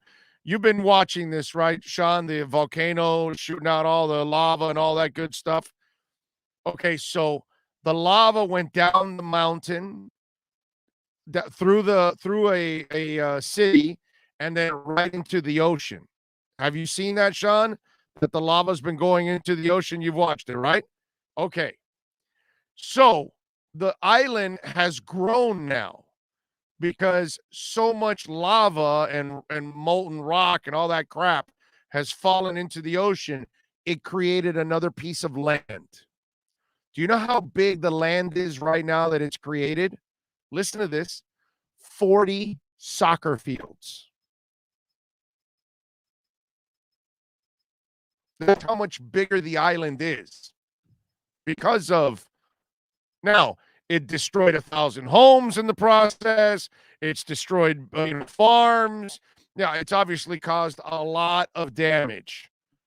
But it's interesting how, I was actually watching, I forgot the name of an island an island that had a volcano underwater, and then the volcano exploded and it started to obviously shoot out the lava and the molten rock and all that crap, and it created an entire island. Right? So now that island exists because of a volcano that created it. And so this island, same thing, it was created hundreds of millions of years ago, whatever.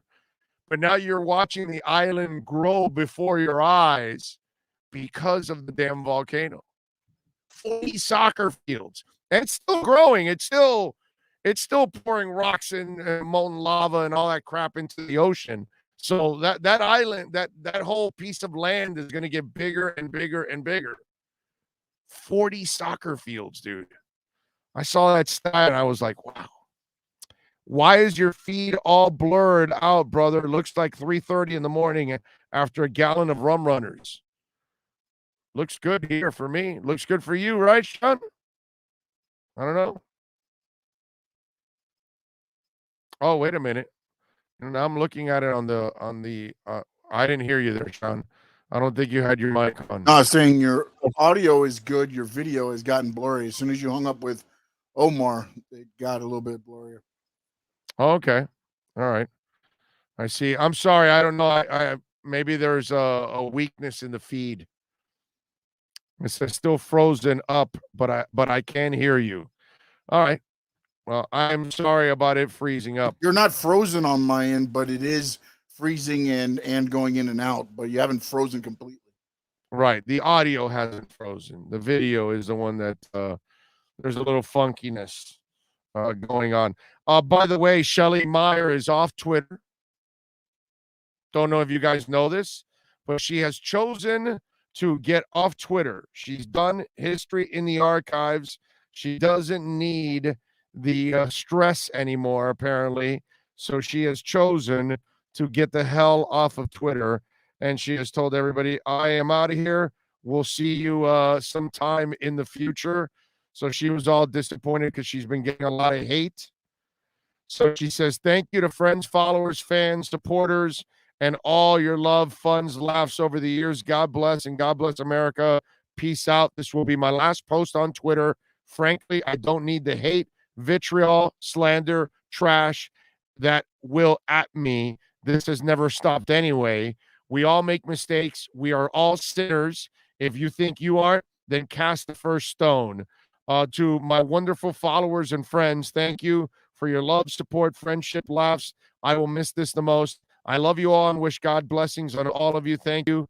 Hashtag Faith Family Football Flamingos. P.S. I will be deleting right away as I post this, so I will not see responses. Much love. So Shelly Meyer is out. History in the archives.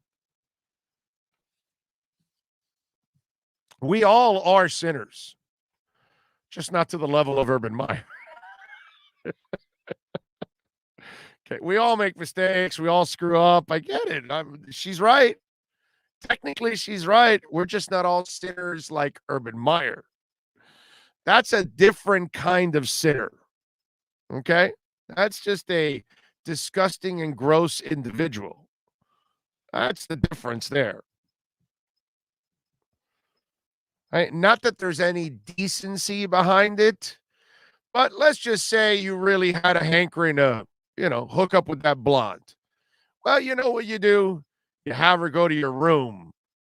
Nobody sees it, and you do your business. She leaves, and that's it. You don't thoroughly embarrass your wife publicly in the middle of a bar where you're, checking her oil. So I would tell Shelly that, yes, you're right. We're all sinners. We're just not the devil like your husband is. Okay. And came in Nebraska. The blonde has now reactivated her IG account. So you can go check out Cayman, Nebraska now on Instagram. She is back on now. It is on private. So you'll see it, but you won't be able to connect at all with her. You can follow her. If she allows you in, then, you can share her with Urban Meyer. So just wanted to make sure I run that by you. All right, I got to give you my picks. We are now 11-18 against the spread. We are doing terrible. Seriously. My crypto picks we're undefeated in the crypto picks. We are thoroughly defeated in our football picks. All right, so Minnesota is favored by 10, taking on Detroit. I'm going to do the unthinkable here. Okay? I'm going to take Detroit plus 10 in this game. Detroit Lions are a bad team. But the Minnesota Vikings are inconsistent. They cannot be relied on. Their quarterback will give things away if possible. And I know Minnesota's better, but I'm going to take the 10 points, and I'm going to count on Campbell and company to find a way to lose by 9 or less. They're going to lose. They're going to be 0-5. But I'm going to go with Detroit, keeping it somewhat close here and within 10. So I'm going to ride the Lions on this one. Packers are at the Bengals. Bengals have actually played well. I believe they're 3-1, if I'm correct. Packers are favored by 3 in this game, and I'm going to ride the Packers, man. I think the Packers are a team that they've got to start to play better as the season goes on. If they're going to do anything in this postseason, and if Aaron Rodgers really wants to finish his run in Green Bay strong, I don't think he wants to walk out the door with a losing record or some kind of a thump to end the season. I think he wants to have some success. These are the kind of games you need to take care of business. Bengals have been playing, I got to give them credit.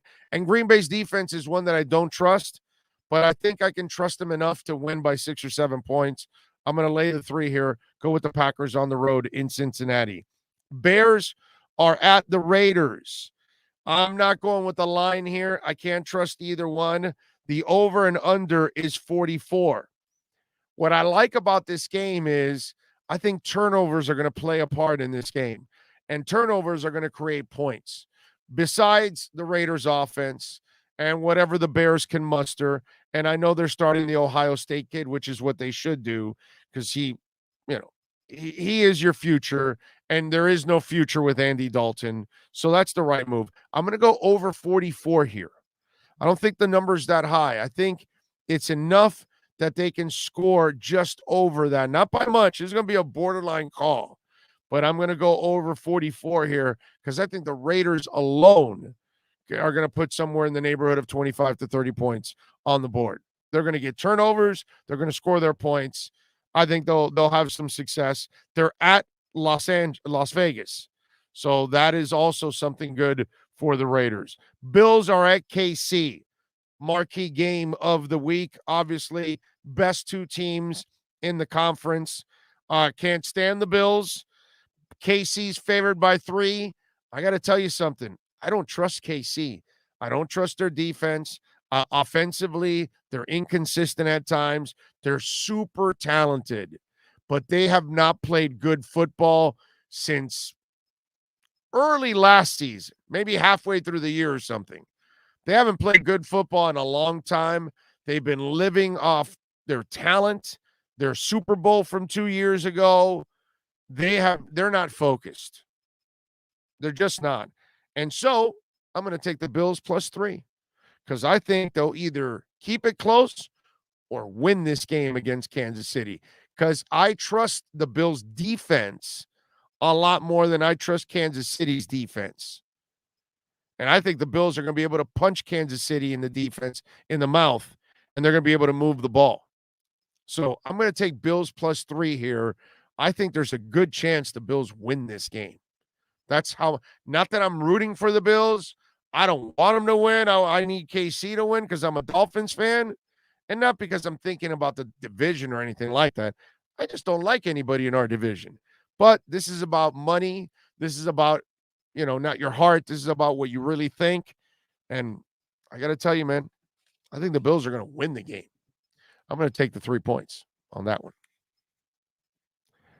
Dana Bruce says take Detroit and the points. So he wants Detroit and the points. So he agrees with me on Detroit. And and what's it called? Okay, no, I was thinking 2 things. I was thinking, so wait a minute. You're saying take Detroit like the money line or take Detroit and the points? Like you got Detroit winning the game? Now that's ballsy. Or you're just saying Detroit and the points? Let's see. And by the way, are we still messed up, I guess? Don't forget to smash the hell out of the like button. Very important, by the way, before you exit at any time. Smash the hell out of the like button. All right. I think we are done. I think we're history. We're in the archives. We appreciate all of you out there. As always, remember, we're going to be back at 11 a.m. on Sunday, and we'll get ready. We'll be at Sports Grill in Miami Lakes, so come on out, man. Join us at Sports Grill in Miami Lakes for the Dolphins and the Bucks game. Would be nice if they can get a win. That would be absolutely phenomenal. Sean Stanley will be by my side like he always is. We'll be out there on Sunday having some fun. We appreciate the work of Sean. As always, we thank all of you for tuning in. Those of you that sent us a super chat, thank you. If you sent us a donation through Cash App or Venmo at Cash Big O Show, thank you so much for helping us and assisting us in growing. We will see you on Sunday at 11 a.m., baby. Same place, same back channel. You all have a good one out there. This is the Big O Show. Sports fans love a place with great food, cold drinks, and TVs everywhere. That's why sports fans love Sports Grill and their 7 amazing locations. Check out the Bird Road location at 11481 Southwest 40th Street in the back corner of the West Bird Shopping Center. Sports Grill is also now offering some great employment opportunities. All kinds of positions are now available from kitchen to hosting. Call for more information at 305-485-8845. From wraps to salads to amazingly delicious specialty dishes, Sports Grill is the home to the legendary special grilled wings. Since 1987, Sports Grill, good food, good drink, and good friends. It's the Big O Show.